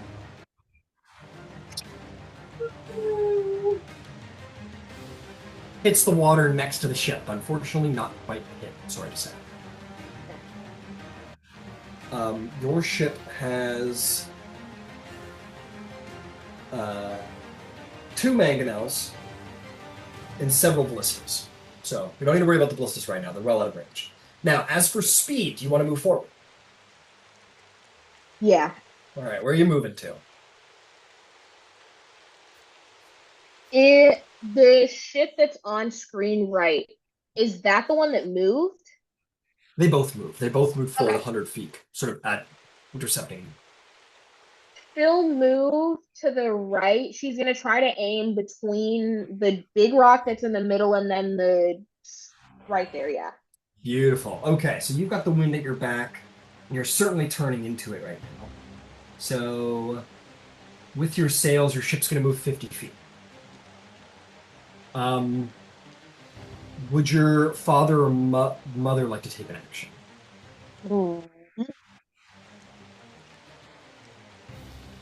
I don't think her dad probably wouldn't do anything. He would probably try to make sure that the path that they're going on is free of stuff. Her mom, I don't think so, not right now. Okay, I'll tell you what. Make me, for your father, I'll give you this. I'll give you the roll. He is going to make a.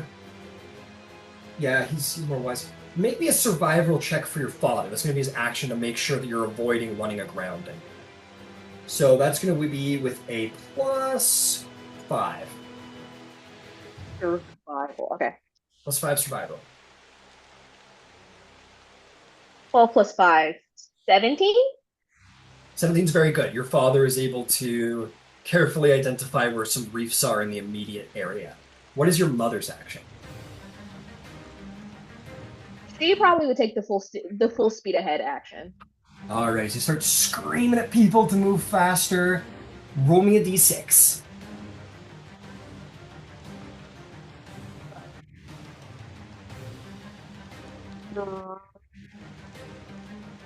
Times 5. 15? Yep, so you rolled 3 times 5? Yeah, I rolled a 3. Beautiful. So another little extra 15 feet. No problem there. Beautiful. Okay, that brings us to the Vow of Salt, ladies and gentlemen. Feel free to serve however your character would wish to serve. Shirku and you 4 are going to have officer actions. There's a couple more officer actions on the Vow of Salt. What does anybody have a plan of what they'd like to do this turn? Go ahead there, Yvain. How far away are we from the ships that are coming up to us? And am I correct in that they're all coming from the left-hand side of the screen? Am I seeing that correctly? Well, they're both coming towards you. The black ships are all converging at you. These two ones, anyway. That one's Alright, way back there. Oh, The one I wasn't sure if it was a ship. Okay. All right. yeah, these two guys are both ships. That guy and that guy. So you're about 310 feet, 330 feet from the ship. I'll let Shirku go just to like get that out of the way, because he's gonna bring you guys a little forward. His ship moves 60, so he's gonna follow. He's a little bit here with an escort, right? The warship is the monster. So this guy's gonna move forward, which is a point. I'm gonna make a quick roll because the mangonel's still gonna fire, and it's gonna miss over at the Deadly Deceit. But the Vow of Salt moves forward. I'm gonna get it out of the way.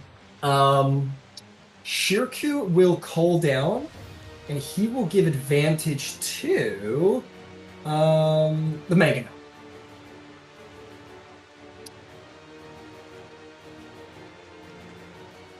And that's a little far away. That one misses as well, unfortunately. Not running great mangonel shots up the front. So, with Shirku's turn out of the way, Yvain, you are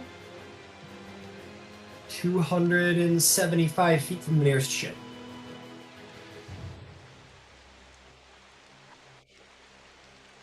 Okay. I'm going to cast Control Wind directly into the face of the one we're playing chicken with. Okay. Like, Yeah. Control wind. if they're coming fast, well, they can fight for it. Absolutely. How? Tell me about it. Tell me about Control Wind. So Control Wind, it's got a 100-foot something or other, but it's 300 feet of. I can cast it from 300 feet away. So Beauty. yeah, the range is 300 feet. It's concentration. I don't know, however, how it affects. I'm using it theoretically. I don't actually know how it affects. Oh, I do. Don't worry. Just tell me all about the. I'll figure it out. No worries. To save a strength save of 19. I haven't rolled my thingy yet. Strength save of 19. And of course it's my thingy is wheel, so it won't help should I need to. So yeah, that's what I was going to do. Okay. Come on, brain. That is going to be they're gonna roll exactly a 19, unfortunately. Sorry, very sorry to say. But is there like a half, like if you save, you take half? Is there anything like that?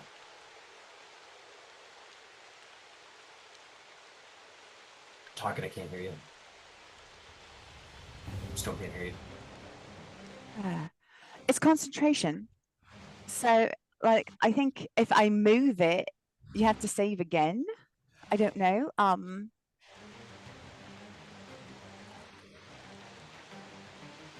I gotta go take a peek at the spell. I'm going through it. There's a lot to it. Yeah, it's a big ass spell. No worries. At least in the description. Yeah, absolutely. Elemental Evil. Very cool. You're doing Gust? Yes. Okay.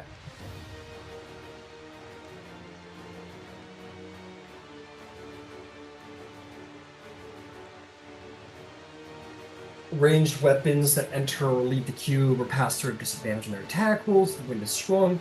Energy creature moving against the wind has to spend 1 extra foot of movement for each. Oh, so where'd the strength save come from? Look at it. Look, go to the top.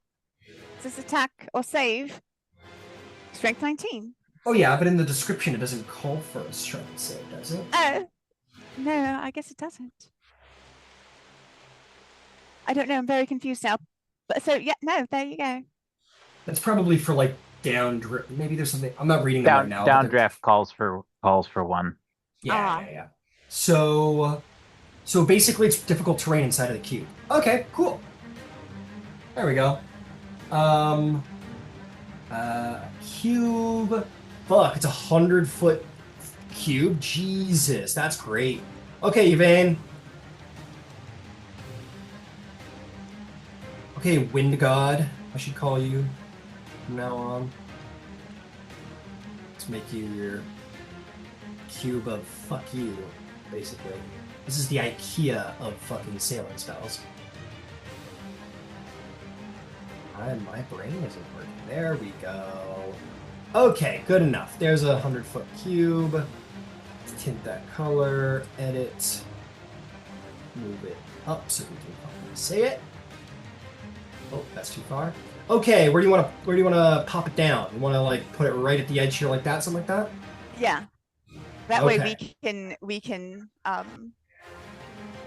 kind of evade it and make their lives as difficult as possible. Beautiful. Okay, great spell. Good choice. So yeah, that is all considered difficult terrain. Absolutely.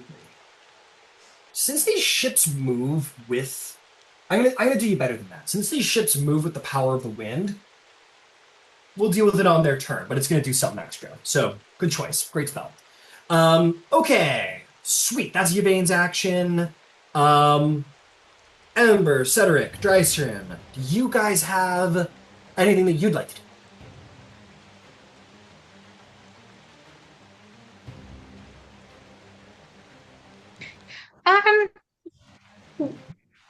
I'm gonna add like just a general question to the crew. Do we need speed still?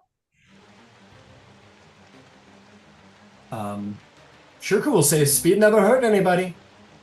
I mean, actually, it very much did, but go for it if you want. Can I cast Gust of Wind on our own sails?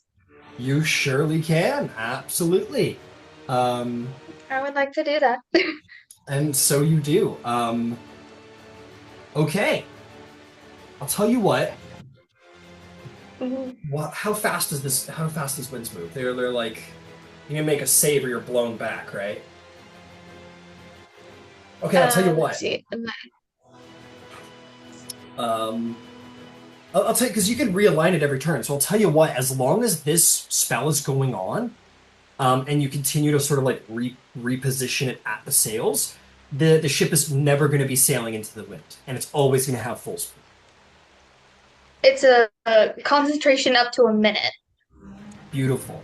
And I believe you have to move it every turn with an action, right? A bonus action later on later turns. Beautiful. So yeah, as long as you reposition this, you're not going to have to worry about wind direction. It's just going to always put the ship at maximum speed. Well done. Okay, magnificent. Good choice. Ember, how about you, my pyromancer? Ember is bonus action. I want to be able to fly. That's fair. Fly you do. Then move and action dash. I am going to leave the deck Okay. at the water's edge and make for that big rock that's kind of in front of us. Okay. I'm going to make a little mini Ember. Oh. Okay.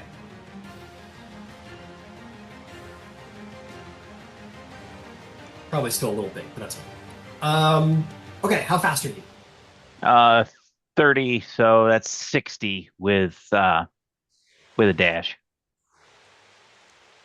Okay. I'm realizing I should be doing half speeds for size. Okay, yeah, so that's gonna be 30. I'm gonna take that into account for everything else as well. So I'm gonna actually we're gonna do it really good next turn because I forgot everything's half sized, so to speak. So we're gonna just we're gonna give you speed. Something happens in the universe. Don't worry. Okay, you start flying off at top speed over there. Hell yeah. Is that where you wanted to go? Yep. Yep, cool. Okay, lastly, Cedric, did you have a mind about what you wanted to do? You're muted. You're a little muted there, my friend. I'll throw long strider and shillelagh up on myself. Long strider on yourself, fair enough. Was there a full action? Which one take? Well, long strider is an action, then shillelagh is a bonus action. So got it. Understood. Beautiful, beautiful. Okay, I'll brace the ships. We are doing speeds correctly this time, which means everything's gonna technically be halved, but it's not, just because the sizes of the minis are halved. Okay, beautiful. So, this ship is going to move forward 50 feet. Shirku continues to be baffled by it. He's like, that slowed him down, but, I mean, not nearly as much as I thought. What are these things made of? Ember. You know what? Yeah, I'm gonna finish their turn, and then we're gonna do this.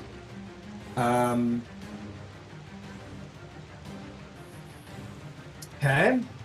This guy's going to make the full 50 in this direction, so technically 100 feet. Oh, I moved this guy 50, didn't I? So he's gotta be...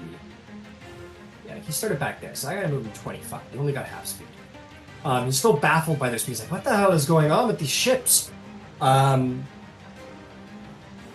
gotta have everything. So...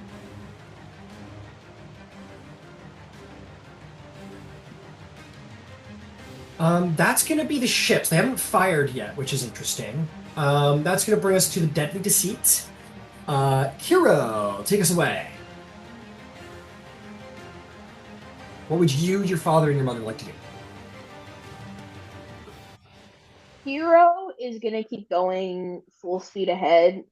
Honestly, her and her dad's actions probably won't change. Now that they're a little bit closer, her mom would probably have one of the, oh gosh, the Mangale, I think is what it is, on the front. She would have one of those take aim. All right, yeah. Mangonel, just so you know that the wind Mangonel. speed has changed. The wind direction has changed. Okay. It is now moving in the northern direction now. So it's going like this, which means your ship isn't going as fast as it could be because it's getting crosswind. Okay. So your warship with sails will be moving 35 feet with crosswind. So I'm going to pull you back a little bit. Okay. Yeah, you wanted to do full speed ahead, you said? Yes. Okay, roll me that d6. Go for it. Another 3 times 5 is another 15. Another 15. Beautiful. 15 is great. I'm doing the full thing. Okay, folks, here's the deal. I'm making an executive decision to just let the ship speeds be what they are, because I'm recalling that if you use normal ship speed, these games are crawls, absolute crawls, and that sucks. So, despite the fact that I'm making all the minis half-sized, I'm just gonna make speeds and ranges on the normal scale, and we're gonna have a little, what's the word? We're just gonna let it be. We'll suspend our disbelief. Thank you, Barry. That's exactly what I was trying to Yeah, say. no, it's For the sake of fun, we Yeah. will suspend our disbelief. That's exactly it. Thank you I'm very okay much. with that.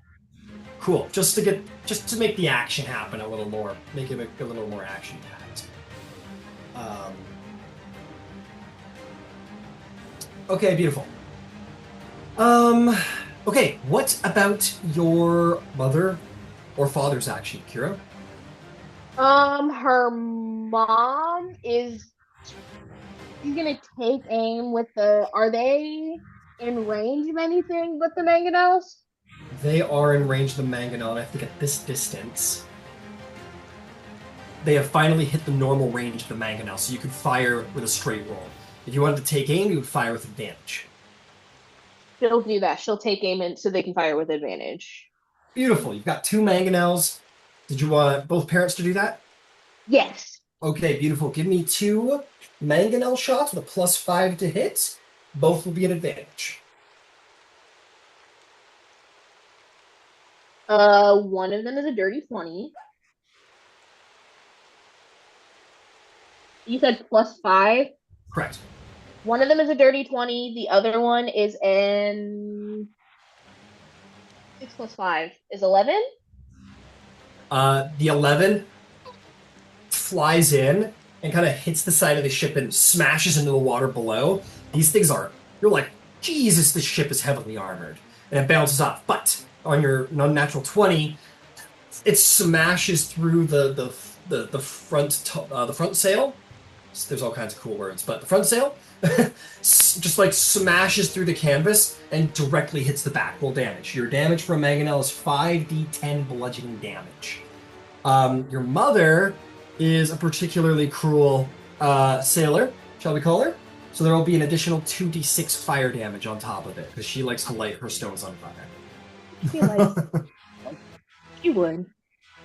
She would. She would. 5d10 and then 2d6. That's right. Okay. Sorry, I need just a. No worries. 13 plus 6 is 19. 19 plus 8 is 27 altogether. Ooh. 27 altogether. It's the ship out there.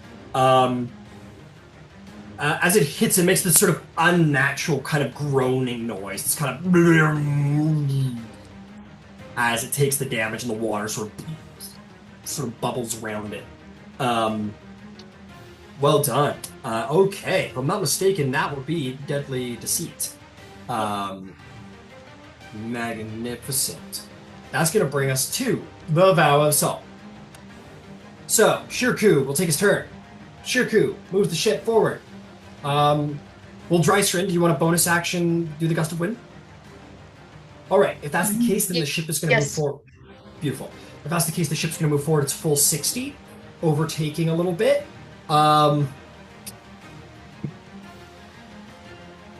He's going to call out, he's going to say, if someone would like to help out the navigator, we're running pretty close to those rocks.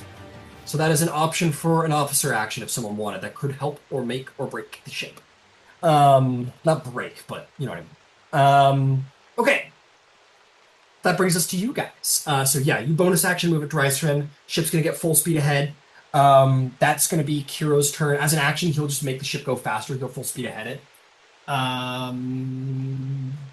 Ooh, he rolls a perfect 6. So that is going to be an additional 30 feet as he just goes, whoa! And that ship's going to blast forward. Thanks, narratively, we will say thanks to Drystrand just blasting the sails with wind. The ship, everyone's like, whoa! So the ship lurches forward like jet ski lurches. Okay, what are some actions? You guys are pretty heavily in the rocks. It might be good if the navigator got some help, but so that is an option. But you can do whatever you want. Who has things for me? Can that be my action? Is just help? Yeah, absolutely. Why don't you make me a survival or intelligence check with advantage to see if you can help the ship from running aground? Which one am I better at? Keep the ship from crashing.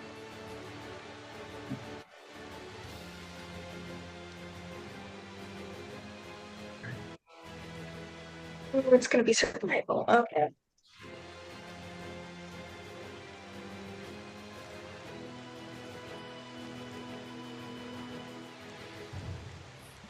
Or 19 on the die plus 22. Oh, you're good. You go up there, Drystrand, you're like move the gust of wind to help, and you run up there with the navigator who like is kind of getting thrown around a bit. Sort of like hands you the compass and is like pointing, and you kind of like help hold their shit really, and they're like Shirku left, and he or like starboard side, and Shirku does like a quick. And you actually do manage to avoid some crashing damage, which was going to happen if you hadn't helped. So good job. Okay, well done, Drystrand, Cedric, Yvain, and Ember. What do you have for me, friends?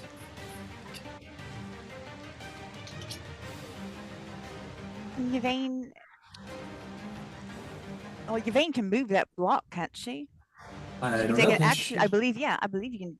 It's I can take an action and you can take an action and change what you're doing. So I don't know why you wouldn't be able to take an action and move it. Unless you use your action Maybe. on a later turn to switch to a different effect. You can also use your action to temporarily halt the effect, or to restart it once you've halted. So you can either swap it to an updraft or downdraft, or you can halt it for the time being, and then restart it when you're ready. But I can't move it. Can't. Unfortunately, it doesn't seem like you can move. No. Oh, bollocks. Cube, rising up the bottom circle, creature at the end fall. Downdraft, you cause a sustained blast of strong wind to blow downward from the top of the cube. Rage weapons attacks pass through the cube are made with. Ooh, that's a good point. Just because it's come and gone, Qiro, I'm gonna say your mangonel shot went for this guy and hit instead. Just because the gust of wind would have gave you disadvantage, and I missed that. So we're gonna say that guy instead. So yeah, did you want to manipulate this into a downdraft or an updraft? Or turn it off? I assume you don't want to turn it off. I don't want to turn it off. I'm trying to see if I think a downdraft would slow it down or do anything significant. That's when it makes a strength save if it flies into the cube for the first time on a turn. So I don't think the downdraft is going to help. I don't think an updraft is going to help either. So I'm just gonna hold it where it is. I'm Okay. not do anything with it. Beautiful. You have a separate action? You can call for the ship to take aim with the weapon. You can do an assist for the navigator. You know something? I will assist the navigator. Well, Dreiser already did help with that. Dreiser already did that. Did she? Already. Okay. Yeah. Well, then I won't.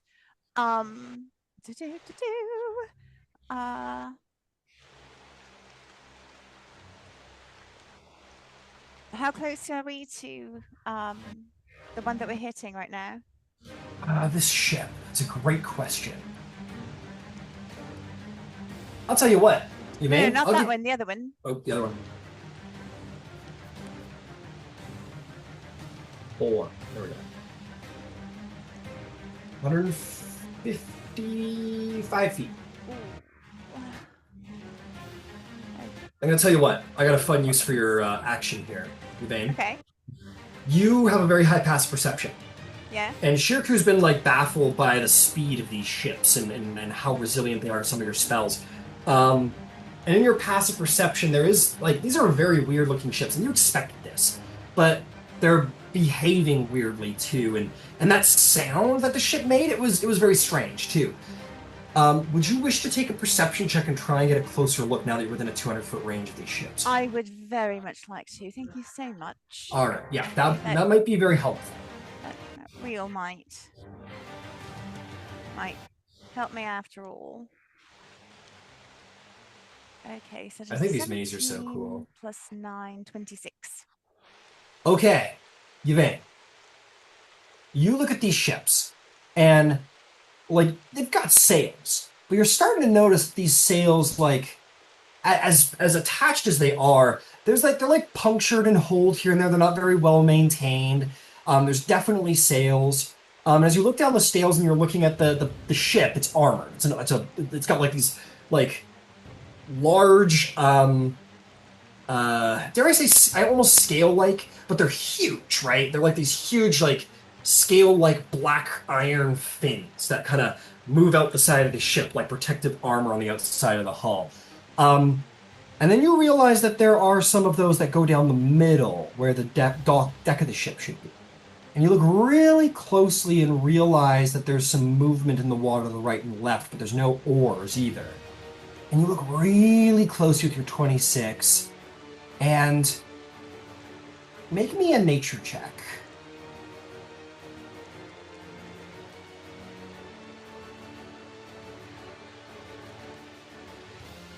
All right.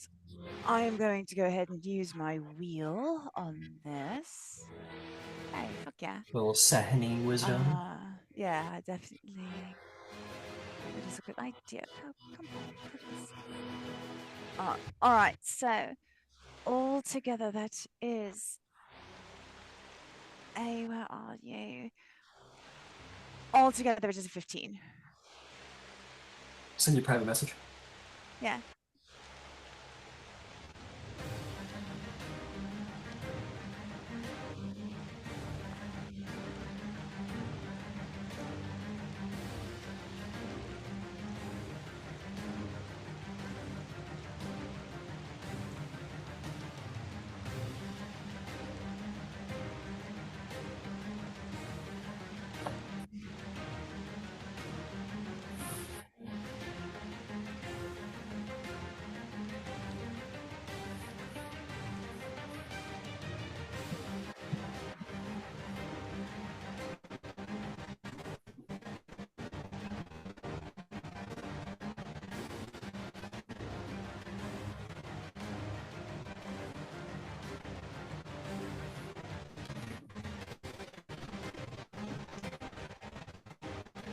Okay.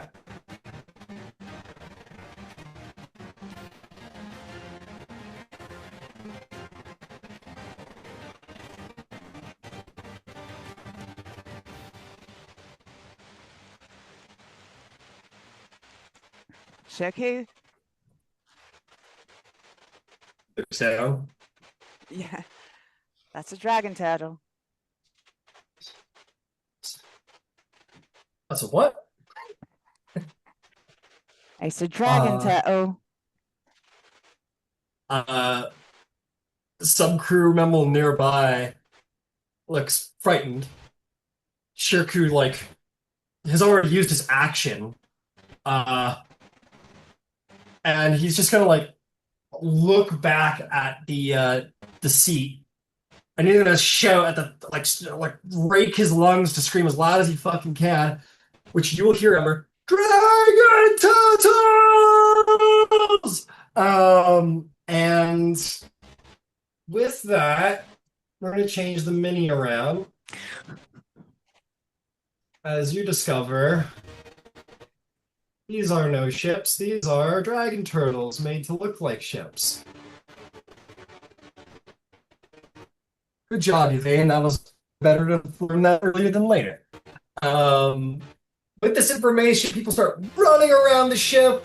One guy's a little panicked. There's a little bit of mayhem on the deck of the ship. Cedric, I'll tell you what, my friend. There's a very important officer action that might be available to you right now if you wish to take it. The ship is suddenly, like, Shirku's busy at the wheel. Everybody's doing their thing. Ember's on the deck of the ship. There's a little bit of chaos right now. People are freaking out. If you wish, you could try and make some kind of intimidation check to be like, get back to your stations, and try and, like, get the crew back to working at full capacity if you want. Does anyone else have a turn left? Just because I suck at that. Ember's not aboard the ship right now. He's off doing flying sorcerer things, but everybody else on the ship, has taken a turn. But it's an option. You don't have to take it. This isn't a must do, but you can do your own thing if you had something in mind.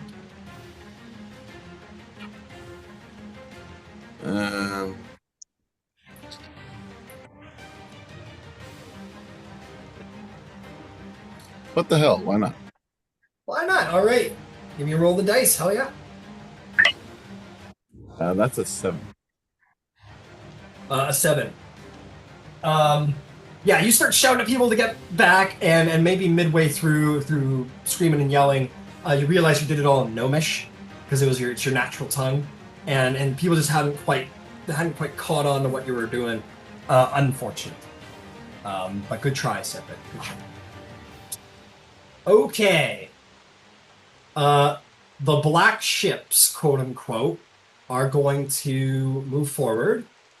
Luckily, Yvain, this ship, or dragon turtle, I should say, wouldn't have been affected by your wind if it didn't have these sails on its back. So, good work. It is going to dash, but it's only going to move 50 feet. This one's going to dash, and it's just going to pulverize through the sticking out reefs. Just smash them as it goes. And it's going to move forward 100 feet. Oh, Ember, I'm so sorry. We missed you, didn't we? That's okay. Please, take your turn. I'm gonna move 30 feet again towards the big rock. You want to like get on top of it, like mount on top of it, kind of thing. Yeah. Okay. It's beans and carrots. We'll say you get there. It's fine. You manage to land right on the top, just as you hear Shirku's voice scream out "Dragon Turtle," and you kind of get the picture from where your vantage is. The one that's coming up screen left. Down there. What's my range out to that? This is great, dude. This is full like Saruman shit right now. This is great. He is 110 feet. Perfect, because that's within range. It's Saruman! I have a perfectly good fireball with your name on it, and I don't care that you're resisted. Dex DC 18. All right. Luckily, this thing isn't fully submerged, so it would take the full brunt should it come its way. Dex save. I got news for you. A giant fucking turtle is not very dexterous, and that will be a direct hit. And that will be 36 damage. Oh, and because you are who you are, it's going to go through just fine. 36, you said. Okay. Yep. Beautiful. And at this point,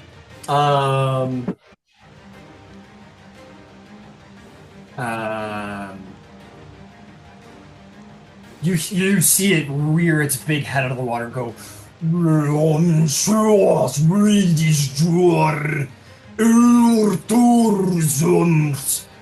Qiro, because of your natural affinity for the primordial language, I believe, as a water genasi, you understand this as, "Come to die, little worms." And I think you understand primordial as well. So I do. Yes, your resilient. Its resistance is for nothing. For you are the fucking king of fire. Is there anything else you'd like to do?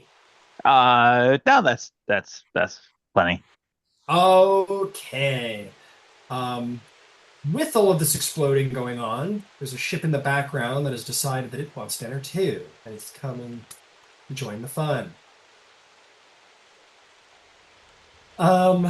Meanwhile, this one, I moved it forward. Yeah, I busted it through there, so I'm going to give it the rest of its speed to 50 feet. And then I'll give this guy his 50, yeah, because he would have dashed, so his 50 feet as well. And that's going to be their turns as they're closing in still. The Deadly Deceit. Your mother sort of starts, you're like, oh, fuck. And the ship similarly starts going into a bit of a rabble. Your mother, being first mate, is going to be like, "What are you all crying at? Get back to your stations and I'll cut your heads off myself!" Roll an intimidation check for your mother. She is very charismatic, and people are going to believe her when she says that. That's going to be with a +8. She's an intimidating one. 16 plus 8 is a 24. 24. Okay, with that, all the crew members are like, "Oh, right, we're more scared of Kiro's mom than 2 dragon turtles," right? We forgot about that. They all run back to their stations. So that is her action spent, but that is going to help your ship. Your mother turns to you and says, "It's time to see if the Wild Mother favors you, daughter." As she holds the rein, kind of starts cackling and laughing like an insane person as you guys sail into the fucking belly of 2 dragon turtles. She says, "There isn't much booty to be had upon the shells of dragon turtles. Let's get the fuck out of here." What How do far- you do? How far away is the closest one to us? Like the one that's not behind the rock, but the one that we can see. 130.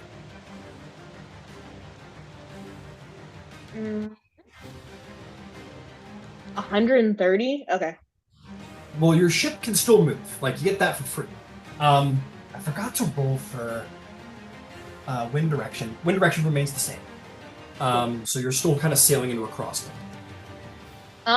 She'll wait for this ship to move forward because she wants them to be in range. Her mom's gonna hate her for this. I'm assuming her mom, I'm assuming her mom and her dad are like on the top of the deck where she are, like relatively close to her. I think your mom's on the top deck right next to you on the aft deck, and your father's like actually on the main deck with the crew. Okay. Hope this works.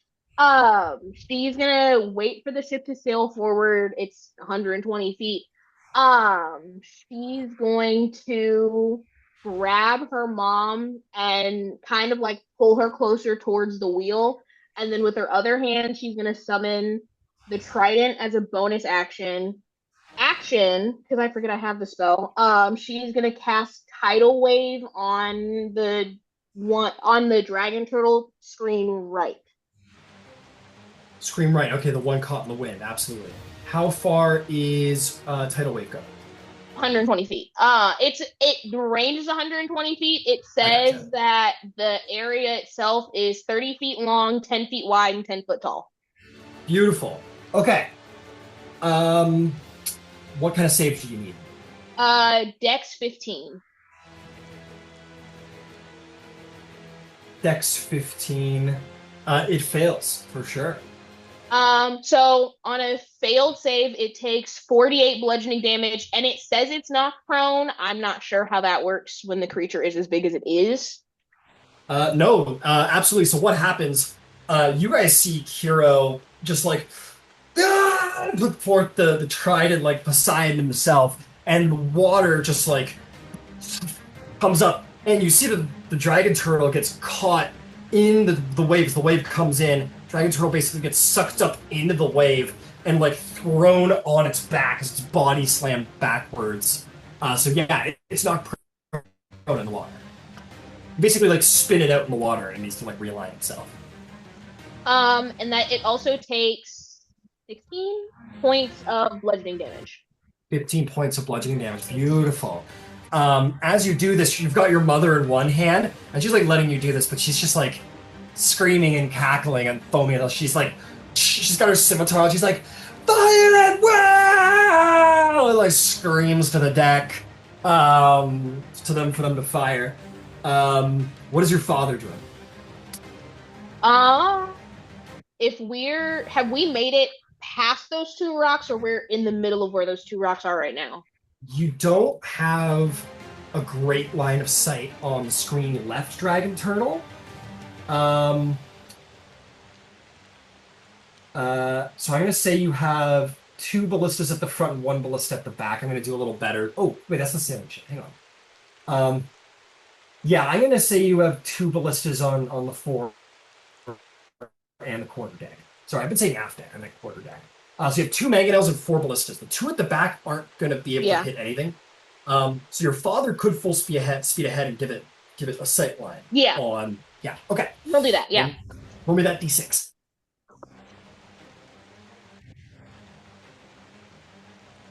4 times 5 is 20.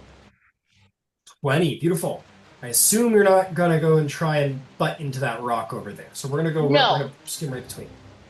Yeah, the dragon turtle that's prone, that's the direction that they're trying to go towards at the moment. Got it. Well, the Vow of Salt's coming in a little tight at that Okay.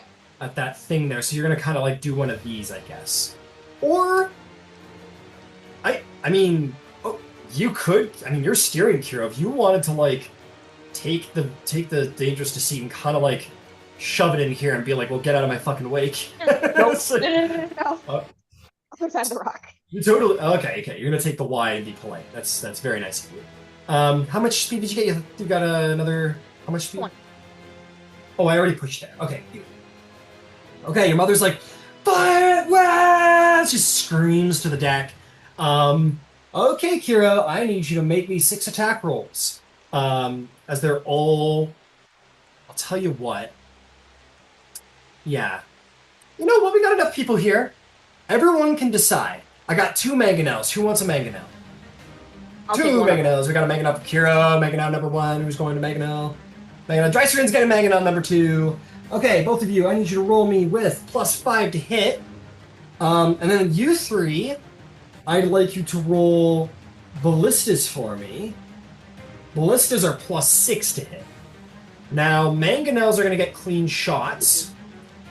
Ballistas What? are going to get... Hold. Ballistas are going to get clean shots as well. So those are +6 for ballistas from Ember, Cedric, and Yvain, please. Mangonels are +5 from you guys. Pick your targets, whoever you want. You're open firing. So I'm gonna go around. Qiro, which one are you shooting at? And what'd you roll? I rolled an 18. I'm shooting at the one that we now have. The one that's coming at us from the other side. The one that's not prone. Okay, the one that's not prone, that will not hit. It smashes into their shell and just explodes across their shell, no damage. The one is prone over there, so attacks against that one will have advantage. Ballistas are going to have to fire on the left one because there is... Oh! 2 of you will be able to fire on the prone one. 2 of you will not. So, let me know. Trystrin, who are you firing at, Mangonel, wielder number 2?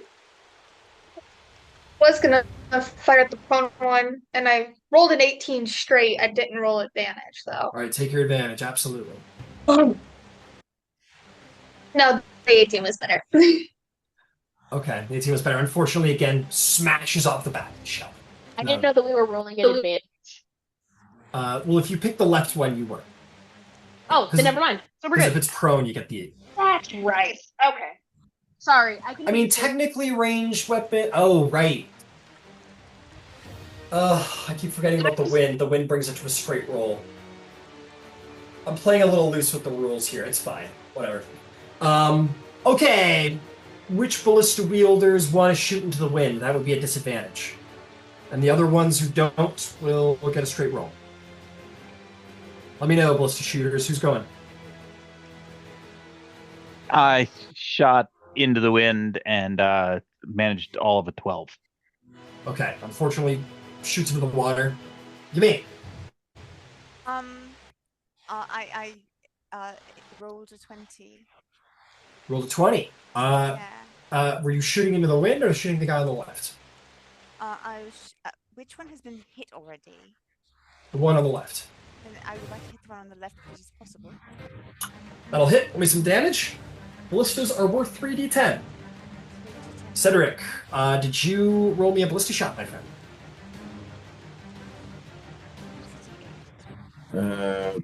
12. 12. That will bounce off the shell, unfortunately. And the last one is not going to hit.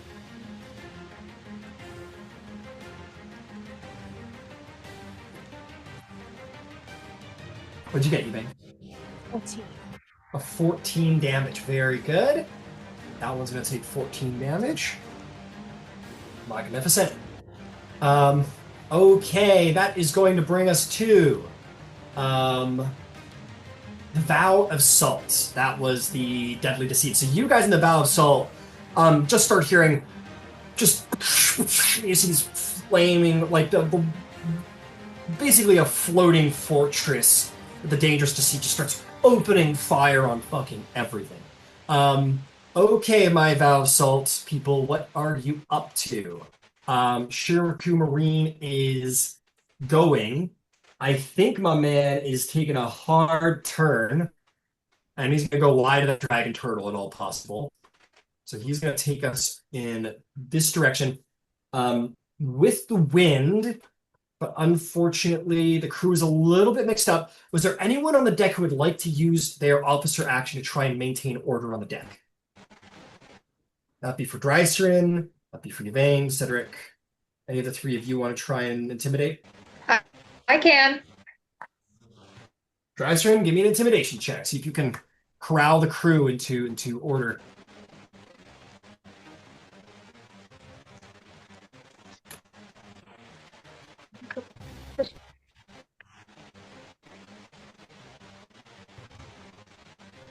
$13. 13. I'll see what the dice say. I'm going to say for a 13, I'm going to say it's not a complete success. It's a half success. So for this round, everyone's going to be back in order. But you're like literally throwing people like in other stations, and it's still chaos. It hasn't taken it home. People are still a little panicked. They're going to work well this turn, but someone can try again next turn. Okay, so with that, the ship will run well, and the sails will catch the wind as he's going to hit a 60-foot draft in this direction. Fantastic. With that, the dragon turtle is well within range of the weapons of the Vow of Salt. That is going to be half of what the warship has. So that's going to be 2 ballistas and a mangonel. What are my officer actions before we go into that from you guys? So that was Drystrand's action. You still... Oh, I'll tell you what, Drystrand. You could have... I'm playing a little loose here. You could have bonus action thrown your gust of wind onto the dangerous deceit to give it its full speed if you wanted. Because your ship is already turning into the wind anyway. If you wanted. Yeah. Okay, cool. That will give the dangerous deceit... Because you guys get 50, you went 35, they'll give you 20 extra speeds. So suddenly you catch this wind over there, Qiro, as you're going in for a tight turn. Good job, Drystrand. So that's Drystrand's turn. We'll come to Ember, who has found himself a wizard tower around the end there. Cedric, Yvain, what are your officer actions or normal, whatever action you want, really? So Yvain, yeah, let me see, because I think we're gonna. Is my wind spell affecting the prone one right now? It certainly is. It certainly is. Well, he's inside of it, which means that he will be at half speed to move around. It does also mean, though, that attacks on it have disadvantage. But you can use an action to temporarily put it away. And you can use your action next turn to put it back if you were inclined to. But you also have... So long as it's hard for the prone one, we'll leave it where it is because everybody else can focus fire elsewhere. That's fine. Does anyone need inspiring or order? If you wanted to try and help out Drystrand bring it home, Drystrand was... You could roll your own intimidation check or give Drystrand a reroll. Your choice. I would rather give Drystrand a reroll. Okay, beautiful. Drystrand, give me a reroll as Yvain jumps in, starts screaming and yelling and backing you up, helping you out. Oh, and add a d6. And add a d6. Ooh.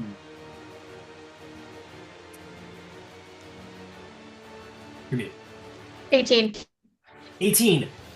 With Yvain's help backing you up and maybe like a little help from Selena, this will be considered a complete success now. The ship will have regained order after the panic of the dragon turn. Well done. Good job, Yvain. Cedric, what would you like to do with yourself, my friend? Is there an officer action? Is there something else? For right now, I'm just going to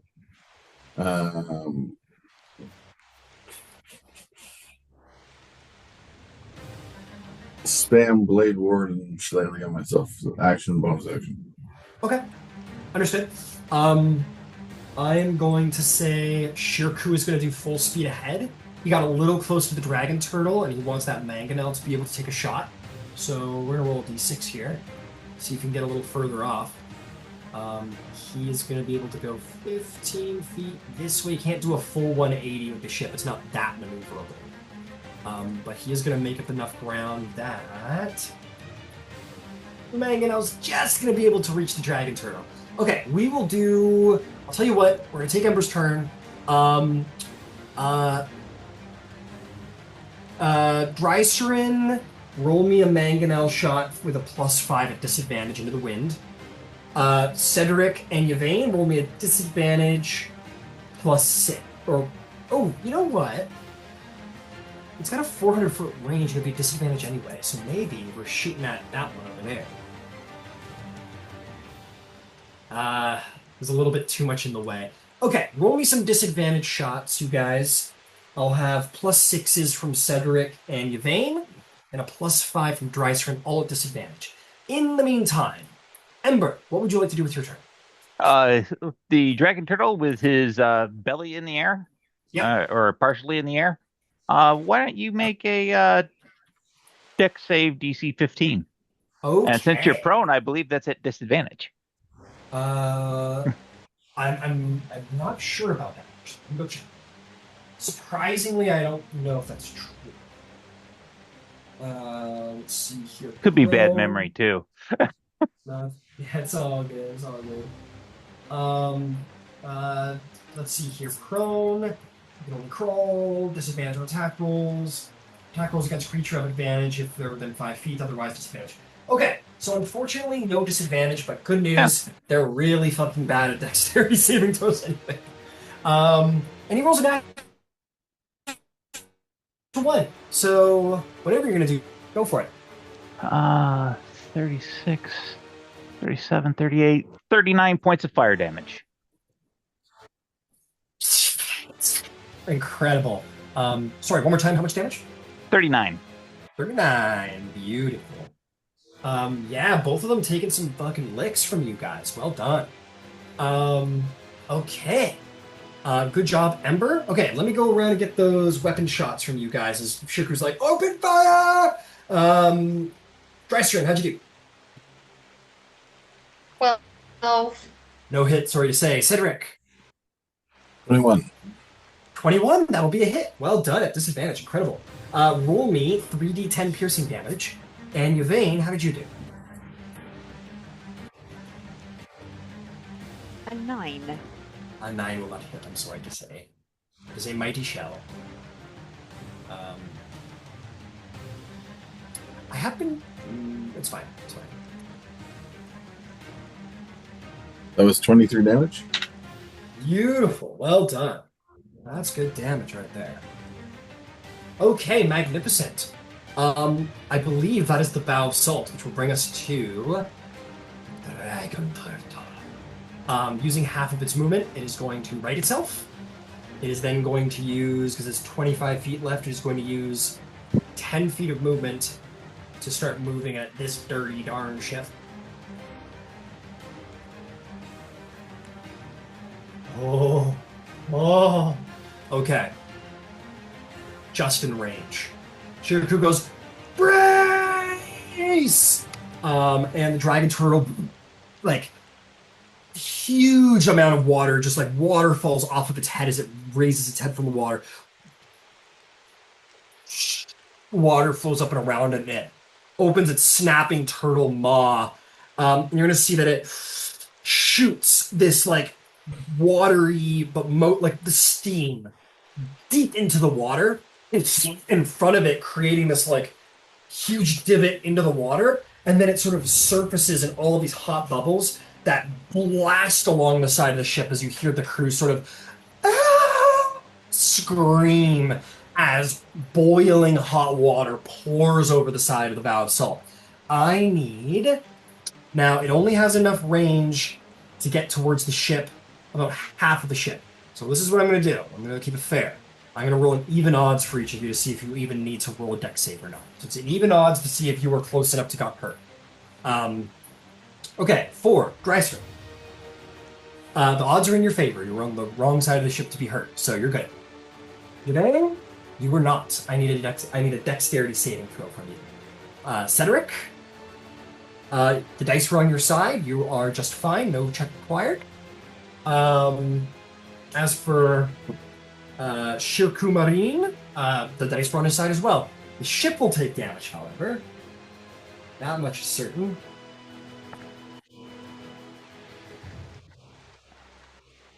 Let me know, Yvain.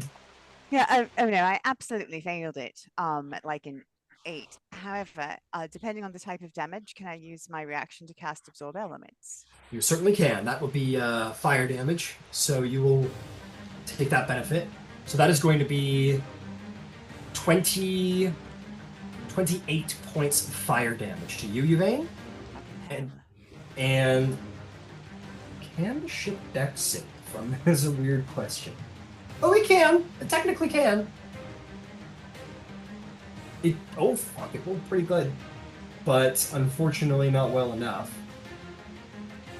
and the ship will take the full brunt of the damage.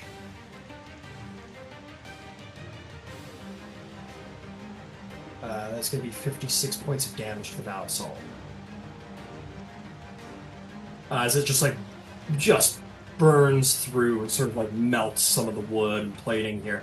A lot of the crew members get hurt by this, if not straight up fucking killed by it. But we will deal with that on the turn. Yes, you may. I need to make a concentration check. Yeah, go right ahead. Absolutely. You took 28 damage. Your DC would be 13. Oh. Or 24. Or 14. Sorry. 14, yeah. Or 14 is your DC. Okay, 14 exact. Well, 14 before I add anything to it. So it's like a 17. So yeah, you're totally fine. You maintain concentration. Absolutely. Okay. This little guy is coming up to the seat.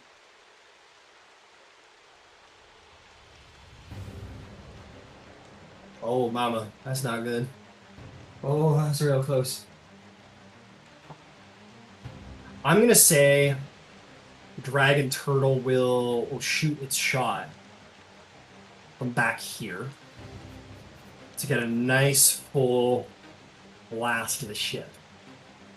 Well, what's the range on 60-foot cone? He'll move forward. Let's move forward 20 feet before taking the blast here. Perfect. That will hit the whole ship. No one is being spared here. Okay, I got some rolls to do, but Qiro, be a dear and roll me a dex save, please. As for your mother and father,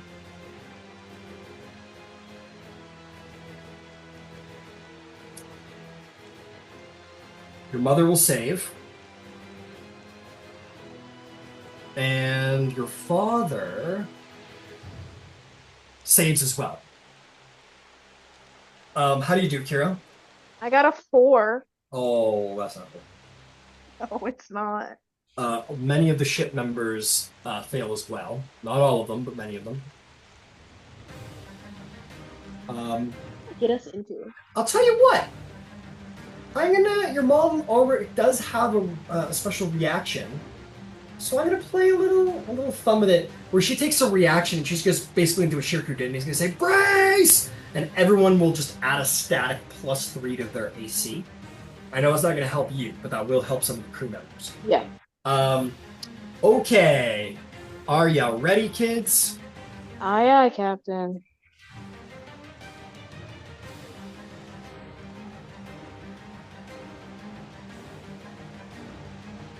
That is going to be 51 points of fire damage. And the ship, and he's gonna finish his swim over to the Dangerous to Sea here. This guy all the way out here is gonna continue his swim. Those are gonna be my dragon turtles. So your mother and father will have taken half this point here. So they would have both taken 25. They're okay. I will say your father, he threw himself at like the hard railing and most of it missed him, but burned him a little bit. When you kind of like, you look up, you do see that your mother actually like took a crew member and like put him between her and the steam, and he took the brunt of it. And she got hurt, but he kind of like throws his dead body aside and just kind of keeps going. That is going to be the Deadly Deceit's turn. All right, so you've got a dragon turtle up your ass. Your mother... don't want them to be. Your mother says, "We can't get separated!" She grabs you, Qiro, and she's like, "Follow the Vow of Salt! If we get separated, we're dead in the water!" And how would you like to steer? Are you gonna follow your mother's command, or are you going to? Or do you have another plan? Yeah, okay. Way too close, way too personal. I don't like it here. Okay. So I gotta roll for the wind. Can't forget to roll for the wind. Wind is just sticking hard north. It doesn't seem to want to go anywhere but north. So here's what's going to happen. You're going to come around and turn into the wind. And that is going to give you a little speed boost. So that's going to give you the full speed to here. Your dad is going to take a navigator action because you are really just sort of maneuvering through here. It's a little dangerous. With the help of your father, Kalaxa is going to get a nat 20 and will fun. I'll tell you what, let's have fun on a nat 20. On a nat 20, I'll throw you an extra 10 speed as the ship basically like slingshots around the rock. Between her and your father, you're able to get a little extra speed out of the ship. Your mother is going to she's not going to take her action. I don't have anything to like insist upon. So that's your father. You have your action and your mother's action. Qiro, how would you like to spend them? How far away is the ship from the dragon? The one that's right next to us. 45 feet. Oh, he's more than close enough. She is going to. Trident hasn't disappeared yet, so she's gonna point the trident at it and cast Guiding Bolt. Just because, please. Okay. Please. Go for the guiding bolt. Because of the wind. Well, it's a spell. It's not a weapon attack. So you would have a straight roll. Go for it. Okay.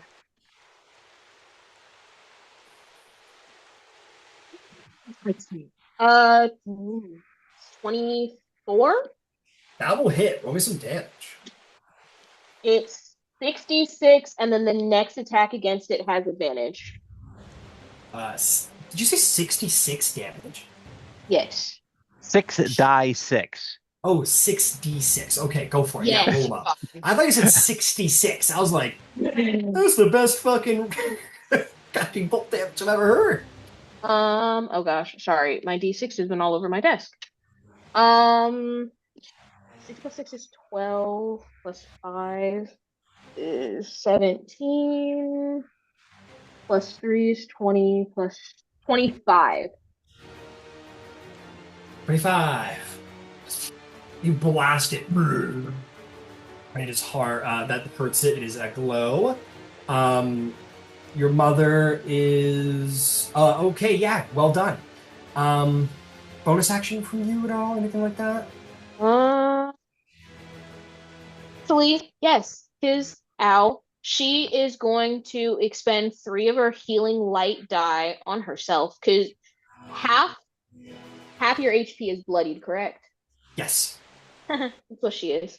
So she's gonna expend half of her healing light die on herself just to give herself a little bit of a boost. Fair enough. Absolutely. Okay. Okay. Your mother is going to say take aim. Unless you would want her to do something. Is there something that you think your mother would do specifically? That. Yeah, okay. She'll say take aim. As we're trying to take these guys down one at a time, I think she has no choice but to send the mangonels back because they're too close. But she will say take aim to the second ballista that fires. Okay, so let's get another round of dangerous deceit attacks. So, we'll stick with what before. Qiro and Drystrand, roll me straight mangonel shots. Those will be with +5s. I'm just going to elect some random people here for advantage. Or straight rolls, actually, because we're in the wind. Cedric and Yvain, roll me +6 on ballista shots. Those are just straight rolls. Ember, me and you will roll with disadvantage. Take a +6. That was a total of 21. 20. 21, well done. Roll... Phew, there's a lot of go. 21, roll me 3d6. Or, sorry, 3d10. 3d10. Cedric, sorry, what'd you say? It was a total of 20. Very well done. Also roll me a 3d10, please. 20 damage? 20 damage and 11 damage. Beautiful. That is Sorry, give me them again. My brain's short. Good mark. I heard a 20 and a 13, right? 11. 11? Okay. What'd you get, Cedric? 20. Beautiful. So 31 damage. That's excellent. What's that? Okay, there we go. How did my mangonels do? I got a 21. 21. That'll 20. hit. 24. 24. Jesus, well done, guys. The Dangerous Deceit is a great ship. Roll me some 5d10 bludgeoning. How did you do there, Ember, at the disadvantage? I got a 14. 14, understood. That will not hit the service. Oh, I forgot the Dangerous Deceit's damage. It definitely didn't make the dex save, so it's going to take 51 points of damage. I am going to say because of the damage taken, we lost enough numbers that one of those ballistas are going to be inoperable, so I will not roll. How did our damage do for our mangonels? You're both muted. We're adding. No worries. Add away. Add away.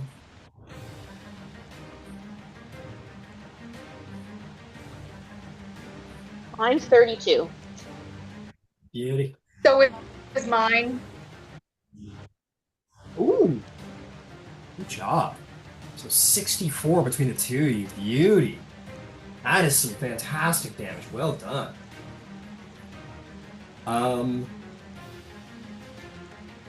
Okay. Ooh, I might have some good news for you guys. One of the shots should have been at advantage. The one, whatever the first one was, should have been at advantage because of guiding bolt. Yeah, it was a straight roll because the wind is disadvantaging ranged attacks. Got it. Just gonna check something real quick because I might, like I said, I might have some good news.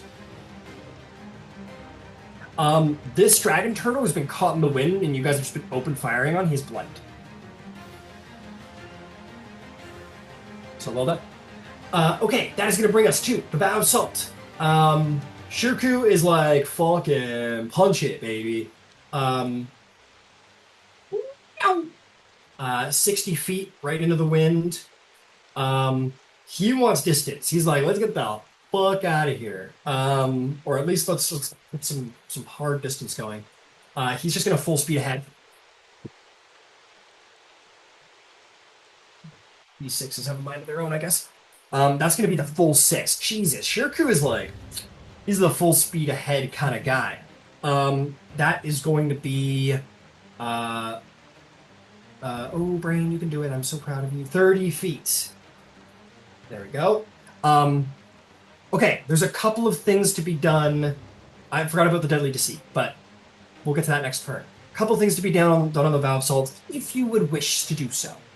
Those of you with healing capabilities, there are no shortage of wounded sailors who are needed to operate the weaponry. If you would have a mind to use some healing powers, that could be helpful. Shirku has such healing powers, and he would say, like, if someone wants to take the wheel, you'd appreciate it. That would put you in charge of steering the ship next round. And lastly, if someone was very strong, someone has some muscle on them, they could help out the bosuns do a little patch repair of the ship. So those are some officer actions that are additionally available.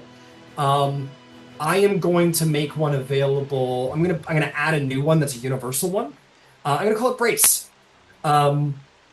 Basically, if you spend your action to call Brace, that will give the whole ship advantage on their next dex save. Every person involved, not including the ship. So it's a big spend, but it's potentially very helpful. So that goes for everybody going forward. I'm adding that option. I'll even put it in the chat. So anyway, with all that said, what would you guys like to do?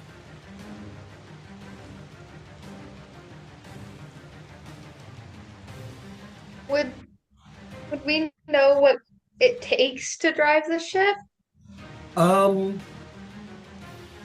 If as long as you're not doing anything too fancy, it won't require anything.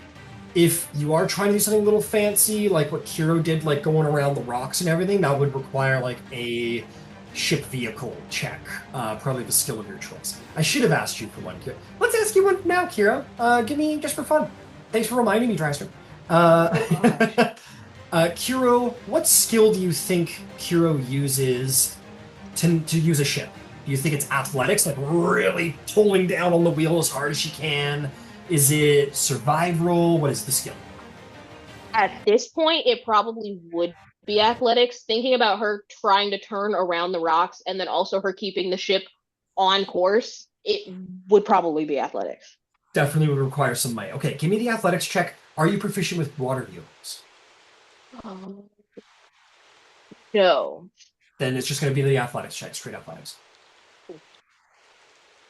There's a little retro. Good at those. Good, that's good, that's good.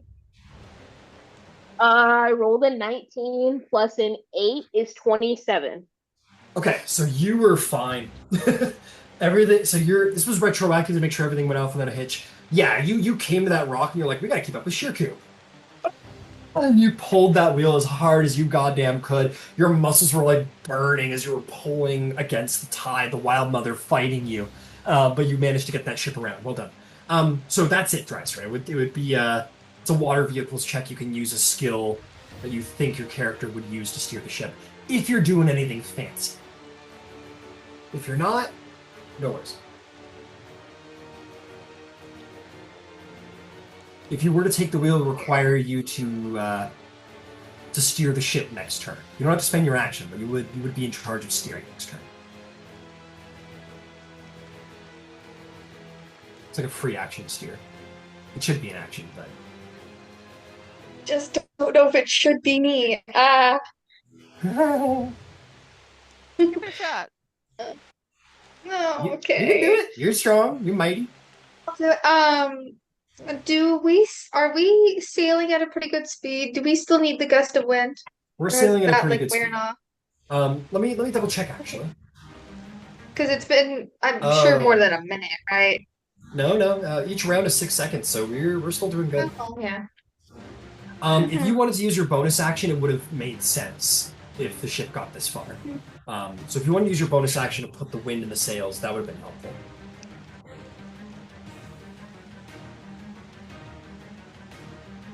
I wish, if I now drop that spell, will Yeah. we lose speed? Yeah. Okay, that's fine. Especially Never soon, mind. because you guys are trying to get on the other side of this little island here. And if the wind continues to stay as it is, you're going to have to fight the wind a little bit. So the gust of wind is actually incredibly helpful. Okay, then we're keeping that. I guess just full speed ahead. All right. So, okay, full speed ahead. Maybe. That'll get you as far as you are. Beautiful. If that's the case, I will say Shirku uses action for something different. I'm going to give him advantage on a mangonel shot. He's going to say take aim. Okay, excellent. Beautiful, Dryster. Are you taking the wheel or are you good? Yeah, no, I'll do it. All right, Jyserin's at the wheel. If that's the case, I'm going to say Shirku comes out and he's going to use a little bonus action, lay on hands, to start doing a little helping. There is a medic on the ship that also is able to help. If someone was to provide one more officer healing... Okay, yeah, if you want to spend some healing, you would get back the use of we'll say one of the ballistas or the mangonel. Yeah, Yvain was planning on tossing out a healing word. All right. To someone who'll get a weapon up. Beautiful, okay. And so you do. Magnificent. Was there an action you wish to take? Oh, I can do that as a captain-y thing. Well, I'm holding I'm concentrating on the spell, so that thing stays there, and I've just helped someone with the healing of some sort, so they're working. Speaking of healing, does anybody look like they need healing? Yeah. Fucking everybody, or at least half the crew. They all got hit by that blast. I'll throw a healing word out to whoever's looking the worst. I don't know how to. Yeah, there's plenty of options, so you can just Just do it. Yeah, I'm gonna pick one over here. Let me go ahead and throw that out. And then it's got the extra, so it will be 12, 13.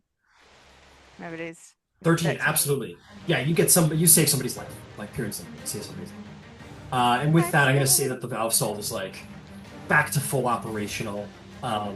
Some crew members did expire, but there are enough crew members on the deck to keep everything running at full capacity. Well done. Magnificent. Cedric, you're up to bat, my friend. If you wished, the bosuns are a little short-handed. If you were to go over and help, it's possible that the ship could regain some health, if you had a mind to. But you can do whatever you want as well. So, what's the plan? What kind of check would be involved in that? That'd be strength, mason's tools, I believe. No, mason's is stone. Carpenter's tools. It would be carpenter's tools for advantage, but it comes down to an athletics check. All right. Banging nails and wood. Yeah, I'll do that. Magnificent, go for it. Total of 20. Ooh, that is very good. Okay. Let me tell you how good, because that's going to be really good, actually. Pairs. Here we go. Okay, do me a friend. Oh, that was a weird sentence. Do me a hand, if you don't mind. So you rolled 20. The base to heal was 10. For every 5 over, I give an extra. Roll me 3d8, and that is how many hit points you're going to give back to the ship.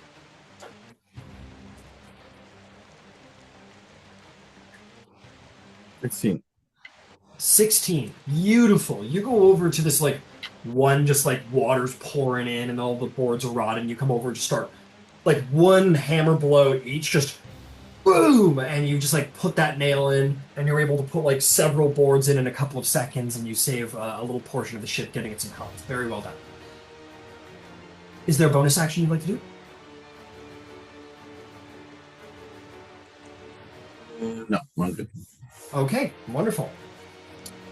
That is going to bring us to some weapons off of the Vow of Salt. So, Vow of Salt is going to fire on our bloody dragon turtle. Shiku's like, focus fire, let's try and take... Oh, that was the wrong accent. Sorry, everybody. Sorry. It says, everybody focus fire on the nearest dragon turtle. Let's get one of these things down. That is 2 ballistas and a mangonel. So, Drystrin, I am commandeering you for a mangonel shot. Roll me with a +5 at disadvantage because you're shooting into the wind. I'll ask from Cedric and I'll ask from Yvain as well. Both of you give me with a +6 disadvantage ballista shot. Only an 11. Okay, 11 will miss, sorry to say. Also in 11. 11's a miss, I'm sorry to say. Drystrin. 19. 19 is so close, but a miss, sorry to say. It hits the shell right at the edge, but it does smash along the side of the shell, no damage done. Ember Van Zyl, it is your turn, my friend. What would you like to do? Move. I'm going to move down the slope toward on the same side that the dragon turtle is. Yeah, for sure. Absolutely. You had some choices there. Did you want to just use your speed, or you could do like... Yeah, just my speed. Okay, cool. So like that? Yep, that's perfect. Daring. What next? You may go. Charisma save, DC 18. He's got to roll very high to succeed here. You say, you may go.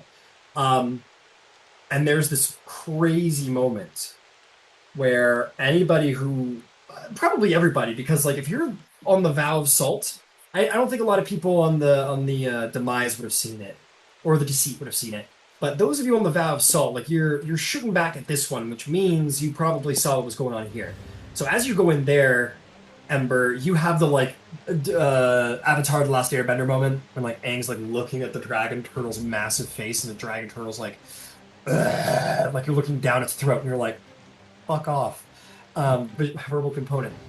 You guys see this dragon turtle, like become like almost liquid himself, and then in a spark and a flare in the center of it, it just almost like into a black hole, just twists and whoosh, is pulled into this space, and all of that water displacement, there's suddenly all of the water just shoots in the displacement, and also creates like a little whirlpool starts, just for fun. A little whirlpool appears, and that dragon turtle is, don't worry about it, somewhere else. Well done, Ember, man. Good. And bonus action is Misty Step. I want to put myself kind of around the corner 30 feet. Because I don't want to be in line of sight of the one that's coming. Got it. I am sorry to say that is one spell a turn, unfortunately. Oh, that's right. Damn it. Yep. That's fair. Okay. So yeah, you're like, oh wait, hang on. So, painting a target a little bit. Okay, that is going to bring us to the dragon turtle. So this guy, who looks yummy and who looks close. Let's see.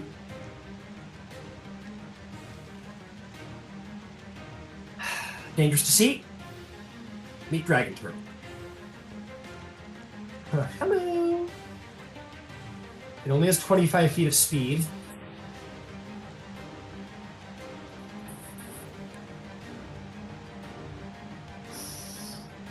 I'm very sorry to say you're just in range of the dragon turtle.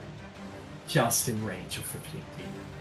Dragon turtle pushes itself through the wind to the best of its ability, but the sails on its back are like really making it difficult for it to swim closer to you.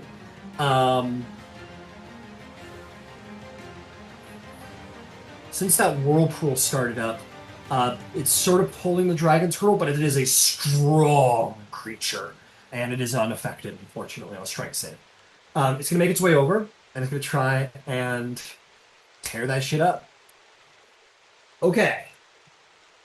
Here we go.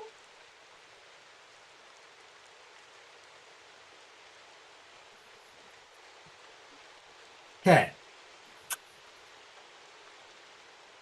It's going to attack the hull of the ship with a threshold of 20 and an AC of 15.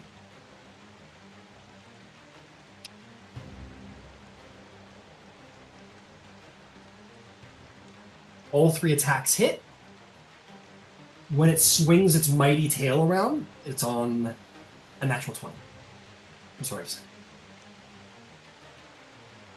Okay, I'm gonna roll some damage here.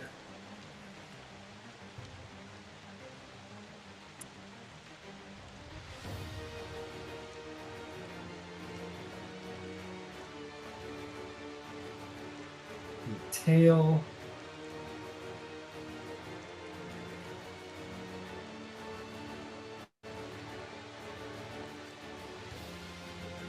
Okay, gotta do a little math here. Hang on.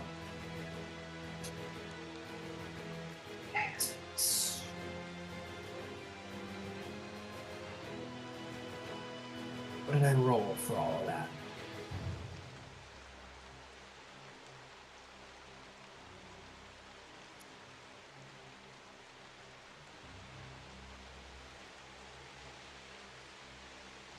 $131 points of damage.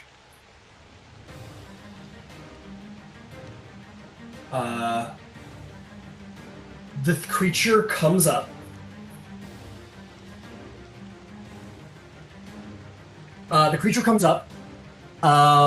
And your father's like, "Everyone get back from the side of the ship, get back!" And your mother, like Helldiver insanity, is just like, "Ah, ha, ha, ha, ha, ha," as it comes flying at the ship and just wraps its massive snapping turtle-like jaw around the side of the ship and crunches into it and just starts lockjaw like just starts ripping through the ship.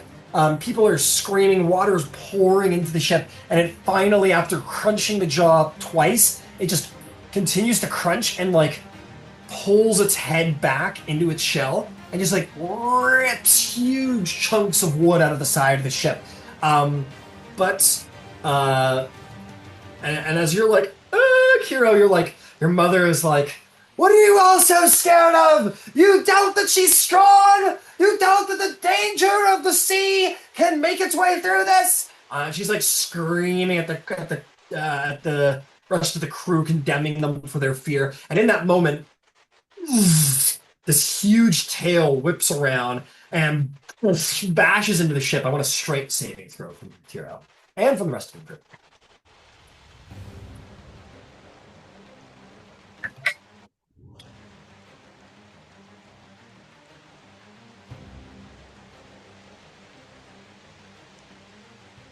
What'd you get?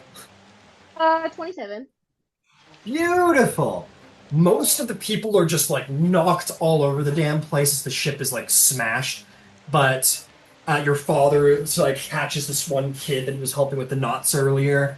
But you and your mother up on the aft deck are just like you're stay on your feet. Your sea legs are second to none. And your mother looks over at you and sees that you're still standing.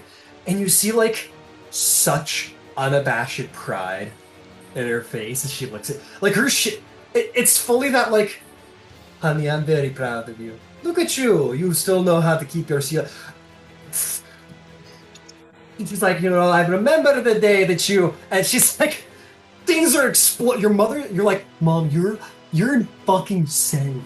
And she's like having this like genuine, like, she's like, you are truly my daughter. And in the middle of like chaos. Yeah, she's like, I did this thing. She goes, we need to take these moments now. Things could be over in a minute. Doesn't this prove anything to you? And you're like, but to your mother's confidence and to the ship's confidence, the hull is reinforced with iron rods. And while this was a devastating amount of damage, the dangerous to sea endures. The hull isn't even halfway destroyed. There's a reason that you called on your mama. She's been doing this a while. Okay, but anyway, that is that guy. That one's fucking gone, so I don't need to worry about that at all. This guy, however, somebody play the Peter Pan crocodile music. But anyway, that'll bring us to the deadly deceit. Your mother, I think, she looks down at her husband over the rail. She's like, if you are my husband and you love me, you'll tell them to fire on that dragon turtle! And so he's gonna be like, yes, dear! And they're gonna both do the take aim action as the ballistas just like lock down at the dragon turtle. Qiro, what is your move? What is your action? Let's hope this works a second time. And she is going to expend another charge out of her trident, and she's going to cast Tidal Wave on the one that's right next to us, and we're going to hope it fails. And a dex save, if I'm not mistaken, right? Mm-hmm. That is going to be a 13. Knocks it prone. If that's the case, your mother's like, cancel that, your daughter's... your mother's like, never mind, husband, your daughter is very powerful. What is your damage? plus 7 is 14. 14 plus 8 is 22. 14 plus 8. Oh, God, my brain. Yeah, 22. 22. She is going to... As it's prone... I mean, I'm playing a little loose with the rules here, but it's a ship battle, so fuck it. I'm going to say all the ballistas have advantage because it's prone. Usually it's melee, but it's a ship battle. You can't be in melee unless you're a sea turtle. She's just like, fire! And all the ballistas fire off at the dragon turtle. The mangonels are a little too close to take shots, so I will have all of my ballistas fire. The mangonel troopers will run over to the ballistas to fire. Let's have Qiro, Dreiser, and Cedric, and Yvain. So everybody except for Ember, roll me with advantage, plus 6 ballista shots. So plus 6 advantage.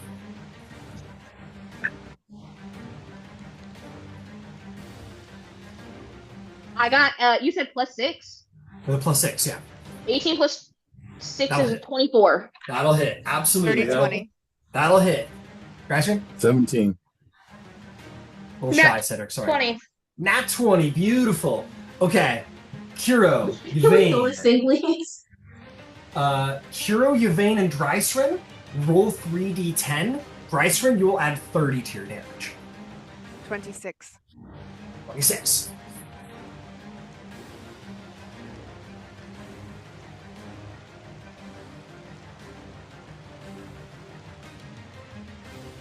$17. 17. Come on, Dreisrin. What do you got for me? 43. 43. Beautiful. That is a very hurt dragon turtle. That is a very, very hurt dragon turtle. Beautiful. Your mother says, she just says, full speed ahead into the wind! Get as much distance as you can to see if we can fire on these fucking mangonels! And she's gonna give it the full speed action. I gotta roll a d6. Hang on. That's 4, so that's gonna be an extra 20 points of speed. As we're sailing into the wind. 50. Your father's goes, darling, we're gonna run aground! And she says, well then turn it, daughter! Qiro, roll me an athletics check.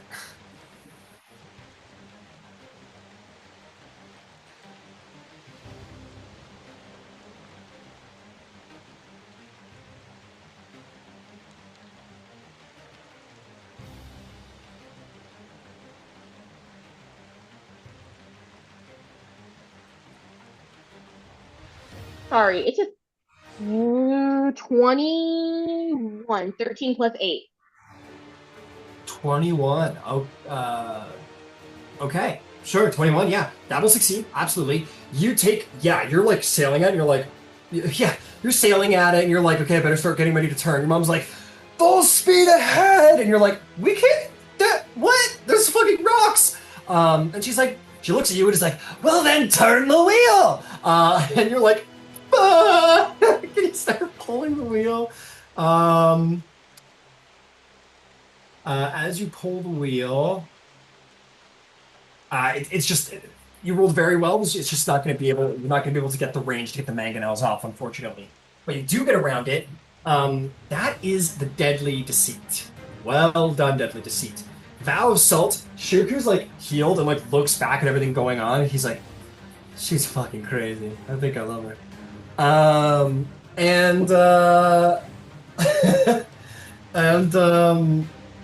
Let's hear what you guys want to do. I think Shirku. Oh, I never rolled for the wind. Keep having rolled for the wind. Would have been. Oh, this actually works to your favor. The wind turns west. It seems, Dreisrin, the Stormlord is in favor here. As the wind just hits your sails perfectly as the whole wind turns west. Amazing. Or, I mean, it's technically east because you're trying to go east. Whatever, fuck off. Semantics. Okay, so give me some actions, folks. What do you want to do with all that power in your veins?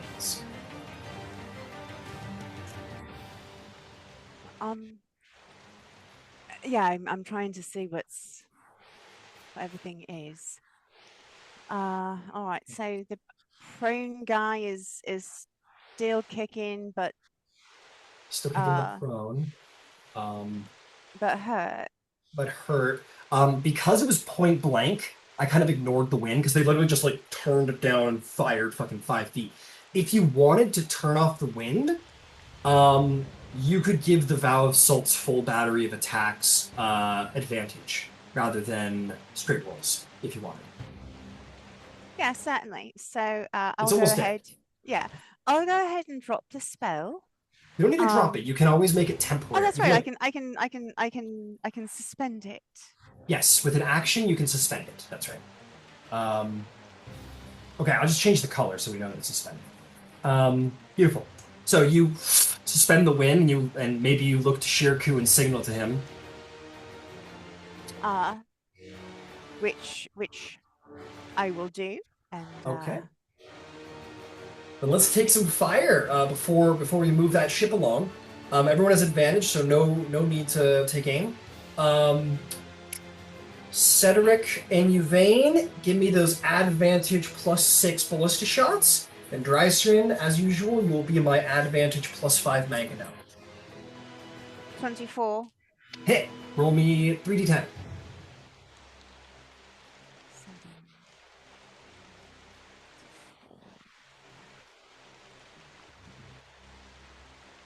How do we do, Cedric? That's a total of 22. Beautiful. Give me 3d10. Well done. And Drystrin, how about the mangonel? Nah, it's a 10. A little shy. That's okay. How'd you do, Yvain? So I was rolling damage, yeah, because a Yes. 24 hits. Yeah, so 19 points of damage. Beautiful. Magnificent. Cedric, how did you do on damage? That was a total of 20. Beautiful. Yeah, you guys have just been filling this thing with fucking bolts and mangonel shots. You guys have been just nasty, really bad house guests. Very good. Drystrin, you are at the wheel, my friend. You have the wind going west, so currently the direction you're going is where the wind is pushing. Where would you like to steer the ship towards? You want to make for that little straight? Yeah. Okay. So, with the wind at your Forward and- back, 60 feet. Beautiful. So yeah, that one wasn't too hard. You're going into open water. Are there actions for Cedric or Drystrin? The ship took a bit of a beating. Unless it receives new damage, that'll be the bosun healing. Yeah. Is there anything that you two would like to do? Are there still people hurt? Yes. There will be always more people hurt. If I can, I have cure wounds if they can pull up to me. Okay. Well, we'll say that you give the sheer crew the wheel back if you would like, and you can run around the ship with your monk speed. Yeah. Yeah. Go ahead and do a cure wounds. You can just mark off the slot with your power. It is not going to be hard to restore sometimes. So just mark off the slot. They'll go to full healing. Good job. Beautiful. Shirku will pull a fucking full speed ahead action. That's another fuck. Every time I do it, it's a 6 for Shirku. He's just pumping another 30 feet into it because he's the man. And I believe. Oh, Cedric, did you have anything you wanted to do, my friend? I'm good. You're good. Okay. Ember Van Zyl, you may have banished a sea turtle, but the opportunity today is that you might slay a dragon turtle on top of it. What would you like to do? I'm going to move 30 feet kind of towards that smaller pillar of rock. Like so? Yeah, okay. Yep. Yeah, those ships are getting away from you a little bit. Yeah, that's why we're playing catch up. And